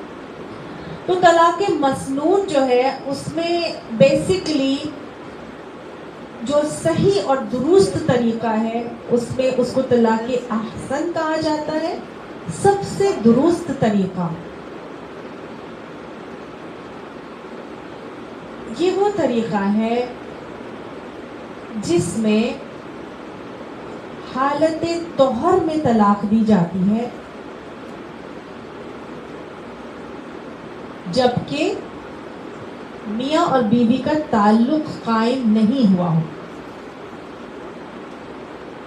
یعنی پیریڈ سے وہ نہائی ہے اور تعلق قائم نہیں ہوا اور مرد نے طلاق دے دی. یہ احسن طریقہ ہے.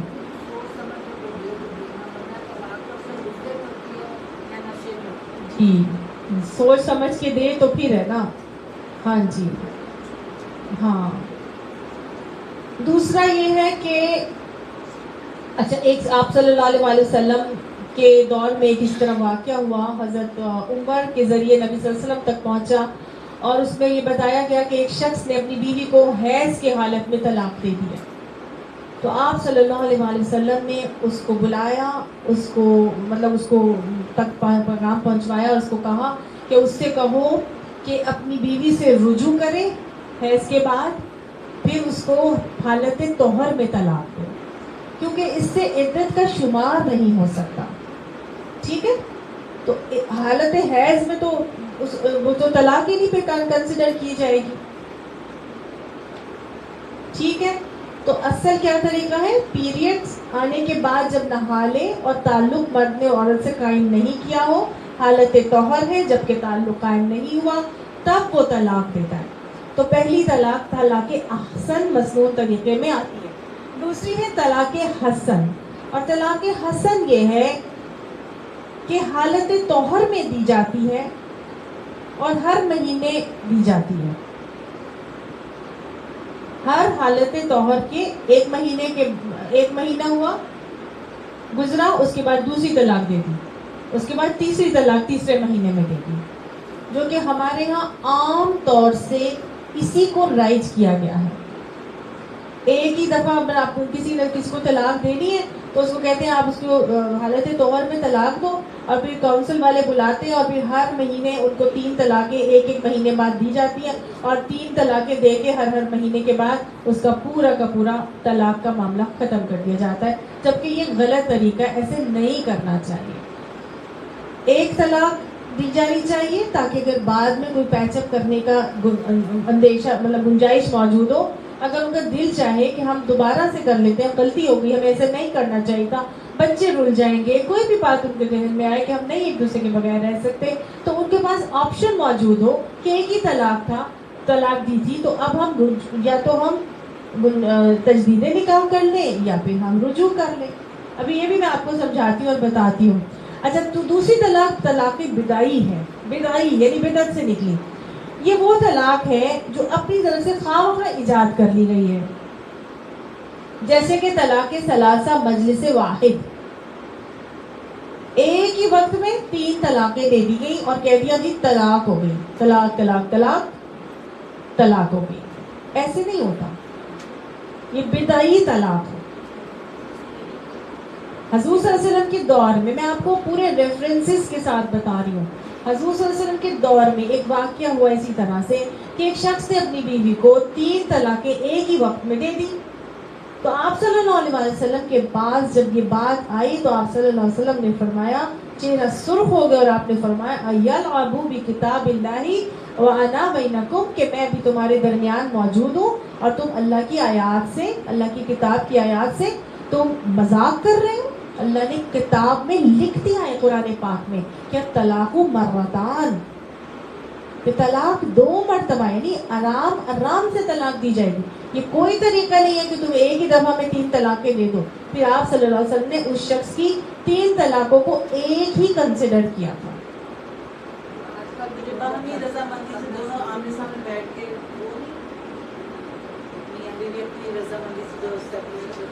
ہاں وہ بھی ہو سکتا ہے نا، وہ ہونا تو وہی چاہیے، وہ جو آپ کہہ رہی ہیں نا باہمی رضامندی سے آمنے سامنے بیٹھ کے، تو وہ طلاق احسن اور طلاق حسن جو میں نے بھی آپ کو بتائی تھی، جو مسنون طریقہ، وہ ایسے ہی ہونا چاہیے۔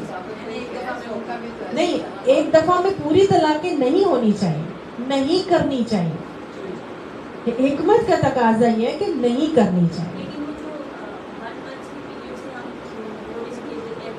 جی سینٹر میں جو اتنا ٹائم 30 days کا یا 28 days کا ٹائم ہوتا ہے، اس میں اگر وہ میسج رجوع کرے تو اچھی میں آپ کو بتا رہی ہوں، یہ سب چیزیں ہم ابھی پڑھتے جائیں گے، صرف سنتے جائیں، جہاں جہاں جو احکامات آتے جائیں گے میں اس کے بارے میں آپ کو بتاتی جاؤں گی۔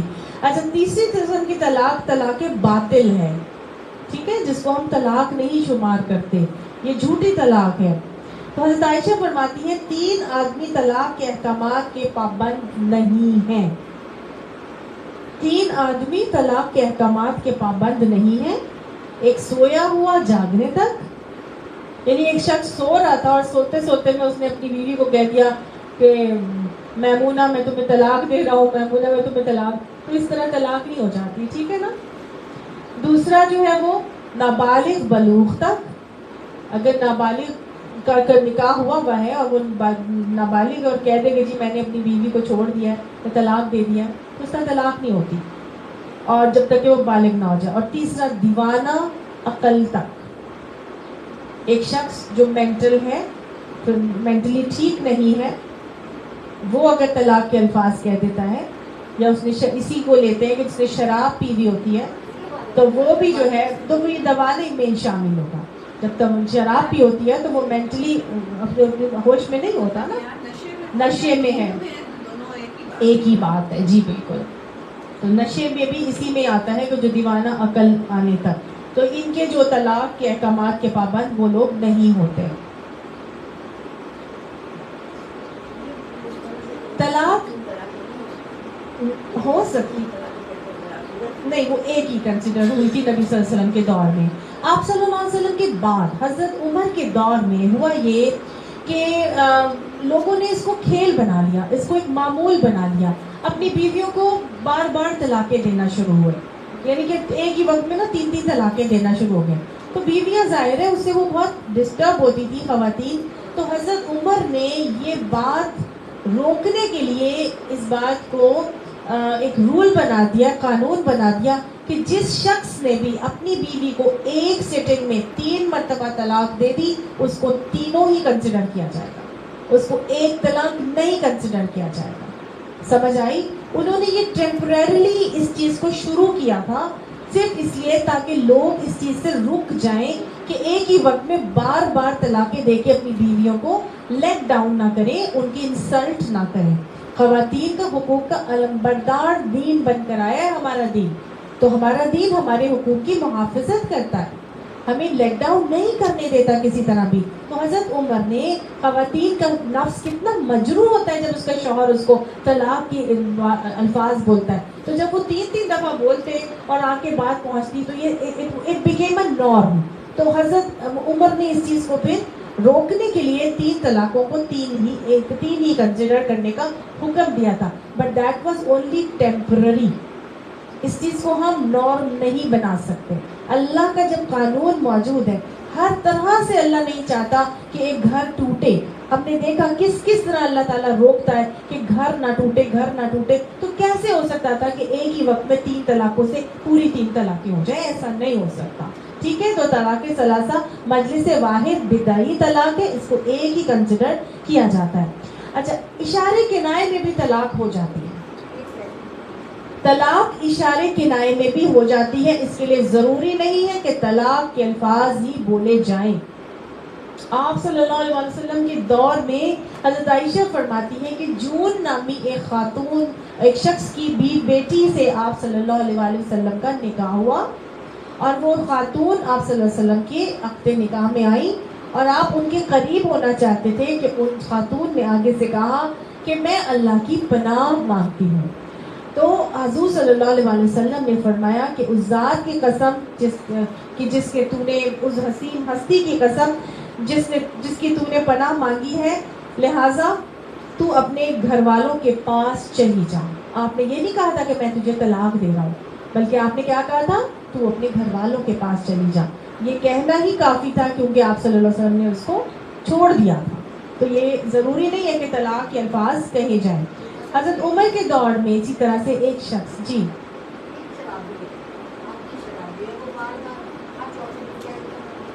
شرابی، تو میں نے آپ کو بتایا نا کہ عادی شرابی ہے، تو شرابی تو دیوانہ ہے نا، وہ تو یا سویا ہوا جاگنے تک، وہ تو اس پہ تو احکامات لاگو نہیں ہوتے ہیں، وہ ہوش و حواس میں نہیں ہے. ہاں اچھا، اس کے بعد کیا ہے کہ حضرت عمر کے دور میں ایک اور شخص آیا جس نے عراق میں اپنی بیوی کو یہ کہا تھا کہ تیری رسی تیرے کوہان پر ہے، تیری رسی تیرے کوہان پر ہے.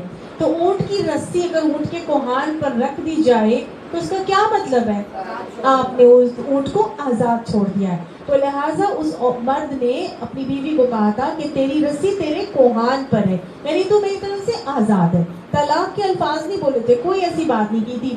تو جب حضرت عمر نے کو اس بارے میں علم ہوا تو حضرت عمر نے یہ حکم دیا عراق کے جو گورنر تھے کہ یہ شخص جب حج کرنے آئے تو اس کو میرے پاس بھیجنا.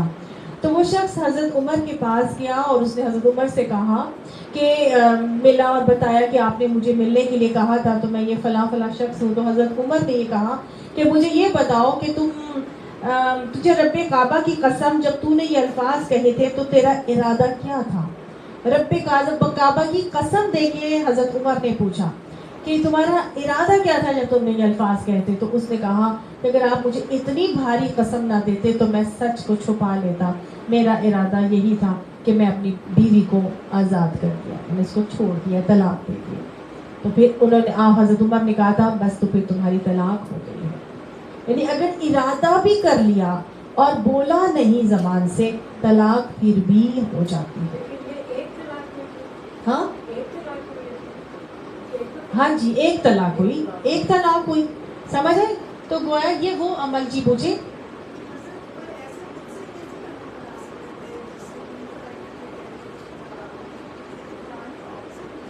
ہاں جی یہ بالکل صحیح بات ہے. انہوں نے ٹیمپریریلی ایک چیز کو روکنے کے لیے حکمتاً اس کو استعمال کیا تھا. ہاں جی حکمتاً اس چیز کو استعمال کیا تھا کہ میں ان کو سزا کے طور پر یہ کر دوں کہ اگر انہوں نے ایسے کیا تو یہ لوگ اپنی بیوی سے ہاتھ دھو بیٹھیں گے. نہیں 3 طلاقوں کے بعد تو پھر رجوع نہیں ہوتی نا. ہاں نبی صلی اللہ علیہ وسلم نے اس کو ایک ہی کنسیڈر کیا تھا. ٹھیک ہے نا. تو ابھی بھی اس کو ہم ایک ہی کنسیڈر کریں گے کیونکہ اللہ نے ہمیں صاف صاف یہ حکم عطا کیے یہاں پر. اب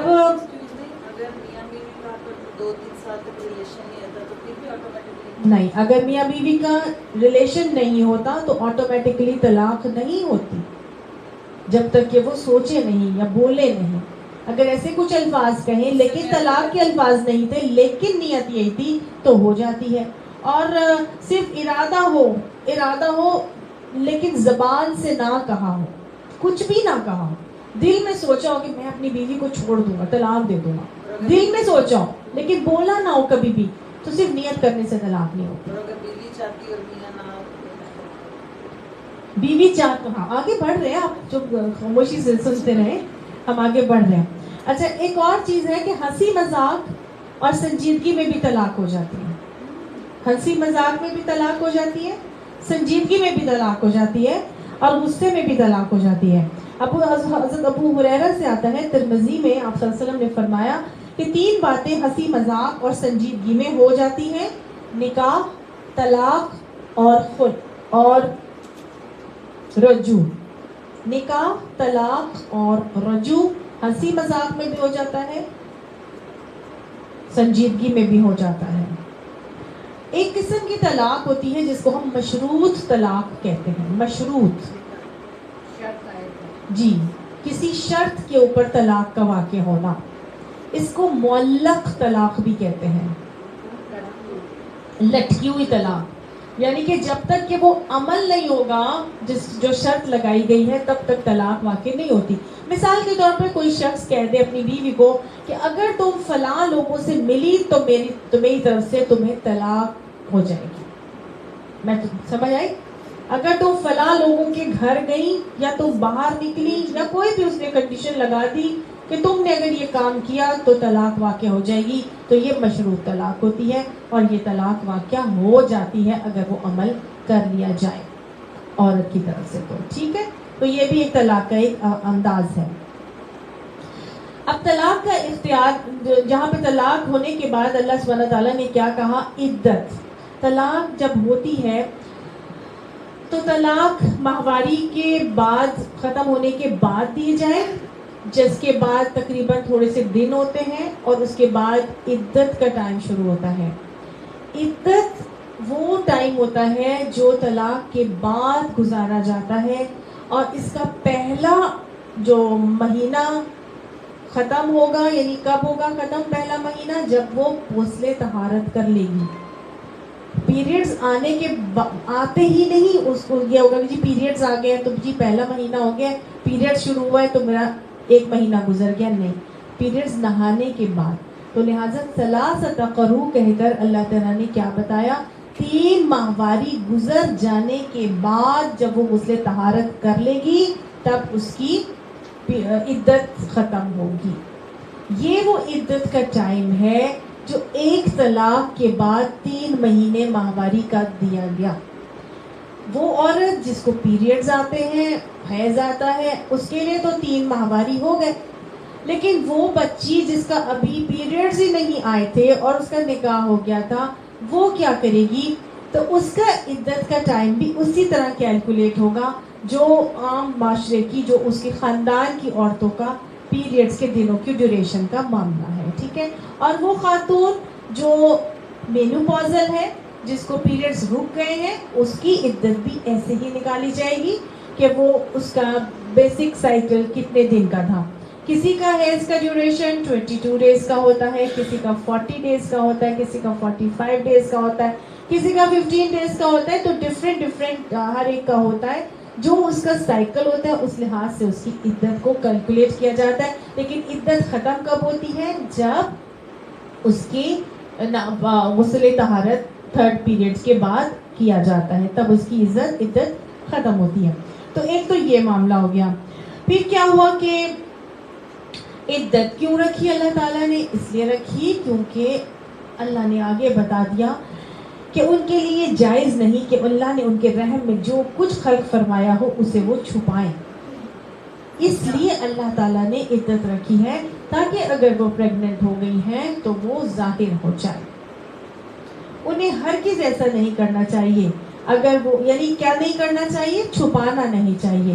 کسی عورت کے لیے یہ جائز نہیں ہے کہ وہ اپنی پریگننسی کو اپنے شوہر سے چھپائے. اگر اس کو ڈیورس ہو گئی ہے تو وہ اپنی پریگننسی کو اپنے شوہر سے چھپائے گی نہیں بلکہ بتائے گی. میں ایسے ایسے لوگوں کو جانتی ہوں جنہوں نے اپنے پریگننسی کے بارے میں اپنے شوہر کو نہیں بتایا تھا. بچہ بھی ہوا، بچہ نانی نے رکھ لیا، اس بچی کی انہوں نے آگے کہیں اور شادی کر دی. یہ باپ کو پتہ ہی نہیں ہے کہ اس کا بچہ جو ہے وہ موجود ہے. تو یہ بات بھی جو ہے وہ غلط ہے اور اس کے حوالے سے خمیازہ بھگتنا پڑے گا. اچھا، یہ عدت گزاری کہاں جائے گی جناب؟ یہ عدت بیسیکلی جب شوہر طلاق دیتا ہے عورت کو تو یہ عدت شوہر کے گھر میں ہی گزاری جائے گی. آج ہمارے معاشرے کے اندر معاملات بالکل اپوزٹ ہے. ادھر طلاق ہوتی ہے اور ادھر جو غیر یور بھائی اور باپ ہے نا وہ لے کر آ جاتے ہیں اپنے گھر میں، اور وہ سارا کا سارا عدت کا ٹائم جو ہے وہ عورت کہاں گزارتی ہے؟ اپنے بھائی یا باپ کے گھر میں. اور وہ یہ کہتے ہیں کہ ہم اسے 2 مہینے 2 وقت کی روٹی نہیں دے سکتے، کیا ہمارے اوپر 2 وقت کی روٹی بھاری ہے؟ اس کے لیے ہم دے دیں گے، ہم کھلا دیں گے، پلا دیں گے. اور واقعی میں ایسا ہی ہوتا ہے. ادھر عدت کا ٹائم ختم ہوتا ہے اور وہ اس عورت کی 2 وقت کی روٹی باپ اور بھائی دونوں پہ بھاری ہونا شروع ہو جاتی ہے.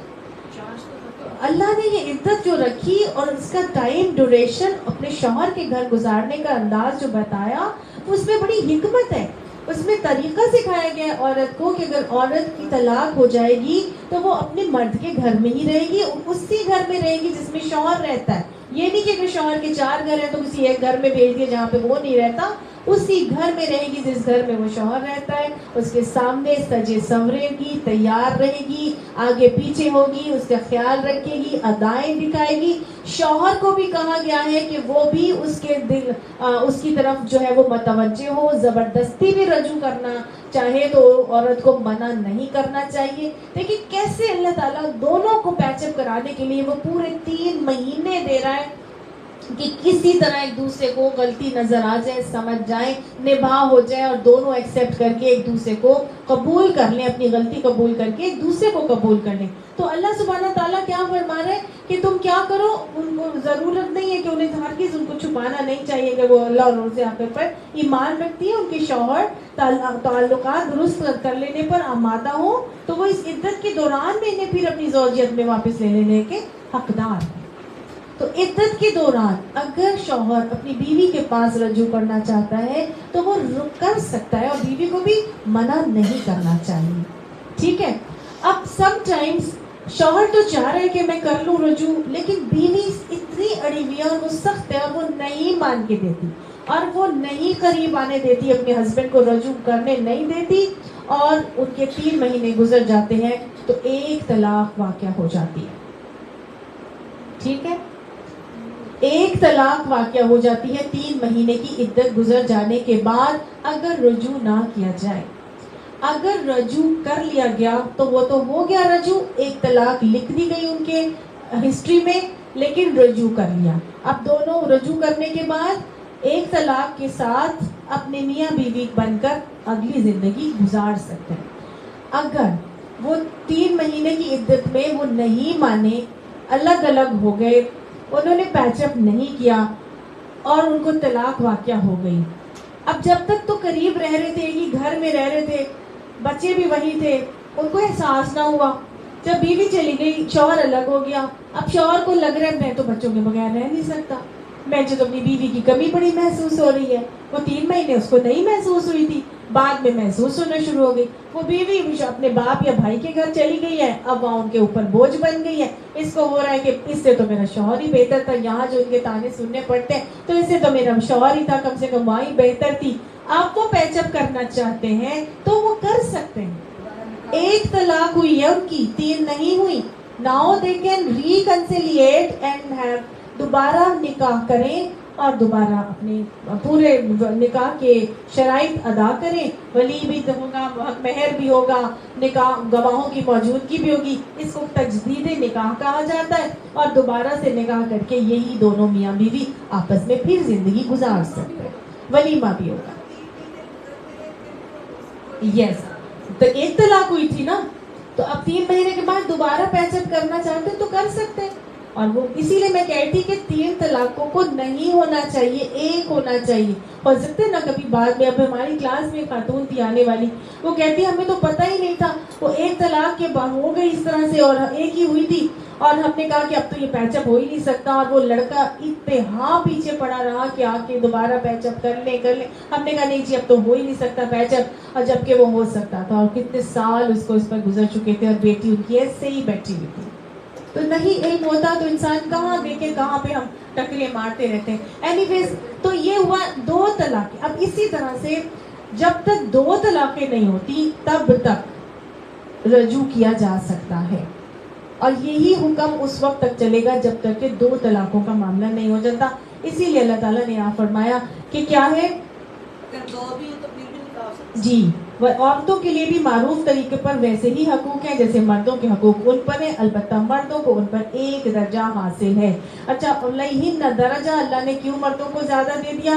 क्योंकि अल्लाह ने उसको कवाम बनाया था। इसको मर्दों को यूजुअली अल्लाह सुब्हानहू तआला ने तहम्मुल मिजाज, बुर्दबार, वकार वाला, ठहराव वाला बनाया होता है। मामला फर्म होते हैं और एब्रप्टली डिसीजंस नहीं लेते, सोच समझ कर लेते हैं। एक्सेप्शंस आर एवरीवेयर, लेकिन जो दीन के अहकामात हैं वो बेसिकली ओवरऑल लोगों के ऊपर जो है वो इम्प्लीमेंट होते हैं। एक्सेप्शंस को हटा के अमूमी तौर पर मर्द ऐसे ही होते हैं, इसीलिए अल्लाह सुब्हानहू तआला ने औरतों को नहीं, ये इख्तियार मर्द को दिया है।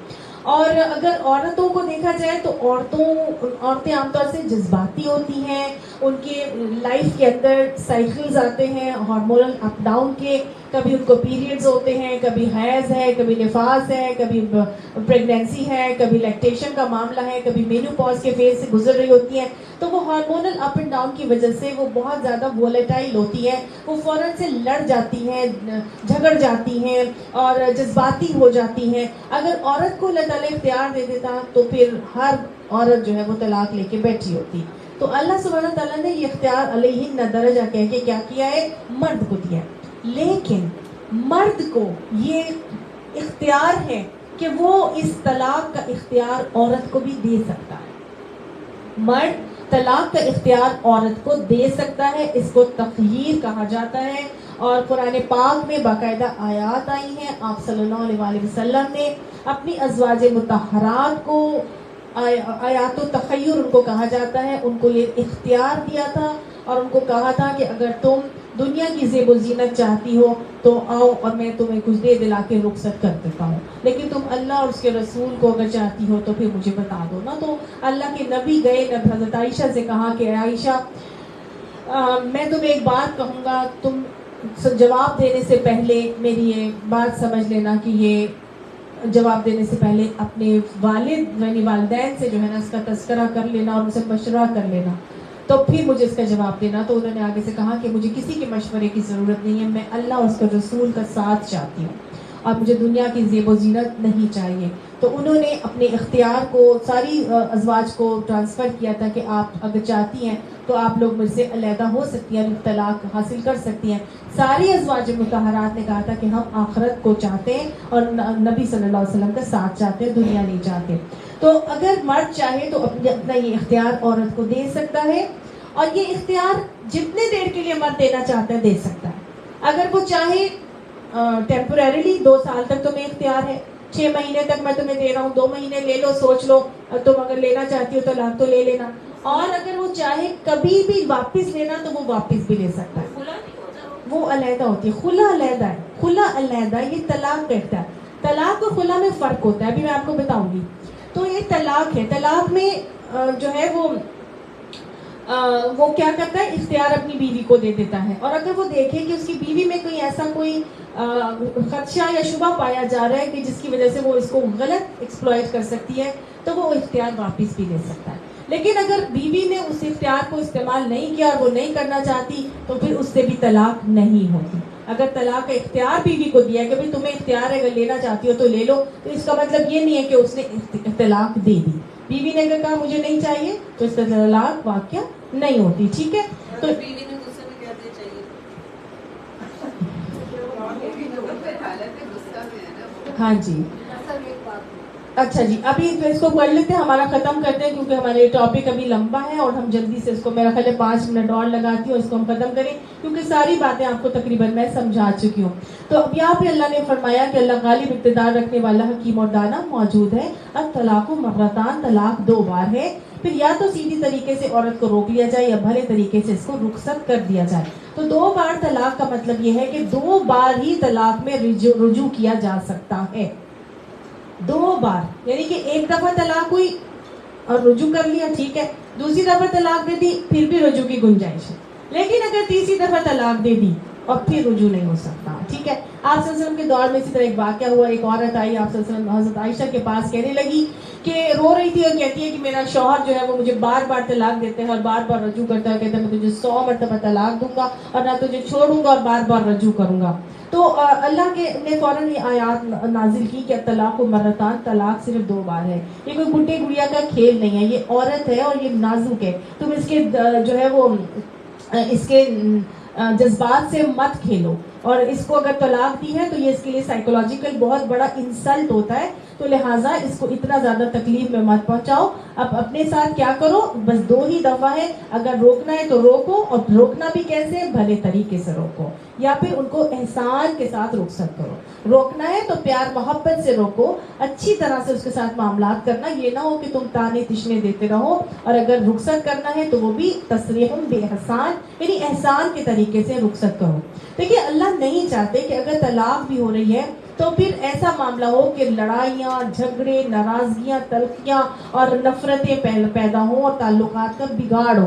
کیونکہ دیکھیں طلاق کے بعد اگر نفرتیں اور تعلقات کا بگاڑ ہی رہے گا تو کل آپ کو بچے جو ہیں اور طلاق کے بعد موسٹ پروبیبلی آپ کو کئی معاملات میں ان کے ساتھ ڈسکشن کرنا پڑے گا. والد کے پاس بھیجنا پڑے گا اور ماں کے پاس بھیجنا پڑے گا. آگے ان کی تعلیم کا معاملہ ہے, پھر پروفیشن ہے, پھر ان کی شادی بیاہ ہے, کتنے معاملات ہوتے ہیں جس کے اندر آپ کو ان کے ساتھ بات چیت کا جاری رکھنا پڑے گی. تو لہٰذا کیا اللہ تعالیٰ نے کہا کہ تم ان کو بھلے طریقے سے رخصت کرو یا پھر احسان کے ساتھ معاملہ کرو.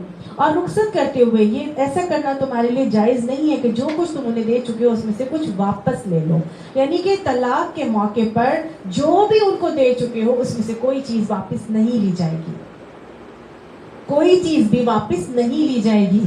آج ہمارے یہاں طلاقیں ہوتی ہیں تو ساری چیزیں وصول کر لی جاتی ہیں, وہ زیورات, وہ جوڑے, وہ تحفے, تحائف, تمام چیزیں واپس لے لی جاتی ہیں. اور کئی لوگ تو طلاق ہی اس لیے نہیں دیتے کہ اگر جو ہم نے دیا ہے نا وہ کیا کرتے ہیں, حق مہر تو دیا نہیں ہوتا, اور جو بھی تحفے تحائف دیے ہوتے ہیں وہ کہتے ہیں وہ حق مہر سے تمہارے وہی پورے ہو گئے اس کے اندر سے, اور چھوڑنا بھی نہیں چاہتے اس میں. اور نبی صلی اللہ علیہ وسلم نے جبکہ اس کے بارے میں کیا فرمایا کہ تحفہ دے کر یا ہدیہ دے کر واپس لینے والے کی مثال اس کتے کی سی ہے جو ہدیہ دے دو, جو قے کرتا ہے اس کو چاٹ لیتا ہے.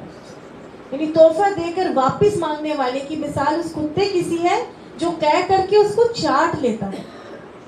اتنی بری مثال نبی صلی اللہ علیہ وسلم نے دی, اور ہمارے یہاں بٹوارے ہونا شروع ہو جاتے ہیں.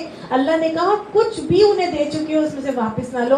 البتہ یہ صورت مستثنا ہے کہ زوجین کو اللہ کے حدود پر قائم نہ رہ سکنے کا اندیشہ ہو. ایسی صورت میں اگر تمہیں یہ خوف ہو کہ دونوں حدود الہی پر قائم نہ رہیں گے تو ان کے درمیان یہ معاملہ ہو جانے میں کوئی ذائقہ نہیں کہ عورت اپنے شوہر کو کچھ معاوضہ دے کر علیحدگی حاصل کر لے. یہ ہے خلا کے احکامات کہ یہ اللہ کے مقرر کردہ حدود ہیں, ان سے تجاوز نہ کرو, اور جو لوگ حدود الہی سے تجاوز کریں وہی ظالم ہیں.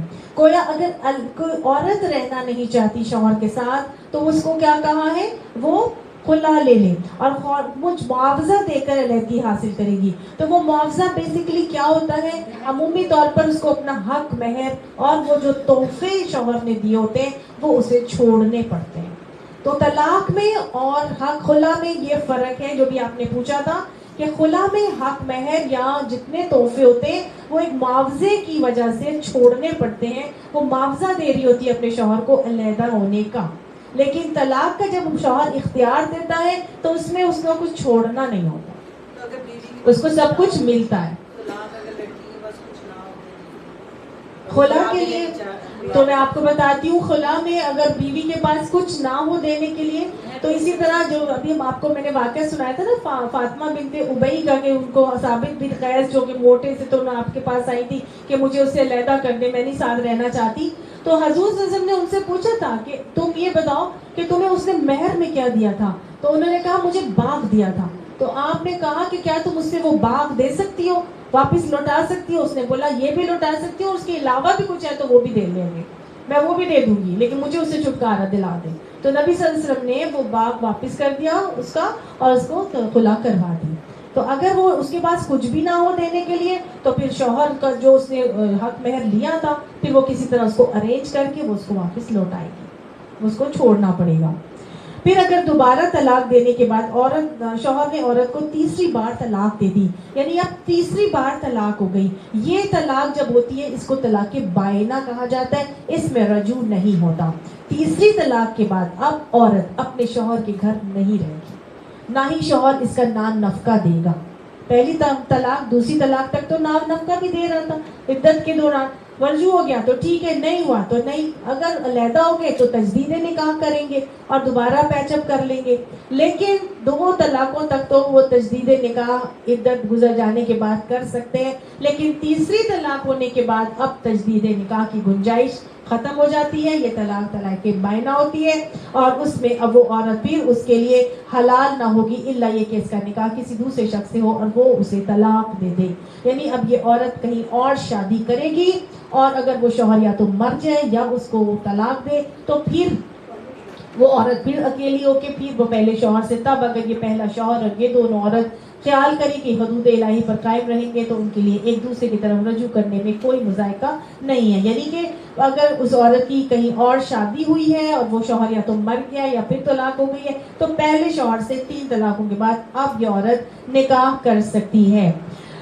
آپ ہمارے معاشرے کے اندر کچھ حالات اس طرح سے ہیں کہ حلالہ نکلوایا جاتا ہے اور کہا جاتا ہے کہ اس کو ٹیمپرریلی جو ہے وہ نکاح کریں گے اور توڑ دیں گے, اور اس کو ڈیورس ہو جائے گی, اور اس میں ایک دن کے لیے وہ شوہر اس کا شوہر بنے گا, اور پھر اس کو دوبارہ اس کے ساتھ پہلے شوہر سے ہی اس کی شادی کروا دی جائے. تو آپ صلی اللہ علیہ وسلم نے ایسے شخص کے لیے فرمایا حلالہ کرنے اور کروانے والا دونوں ملعون ہیں, اور آپ نے فرمایا کہ حلالہ کرنے والا کرائے کا سانڈ ہے.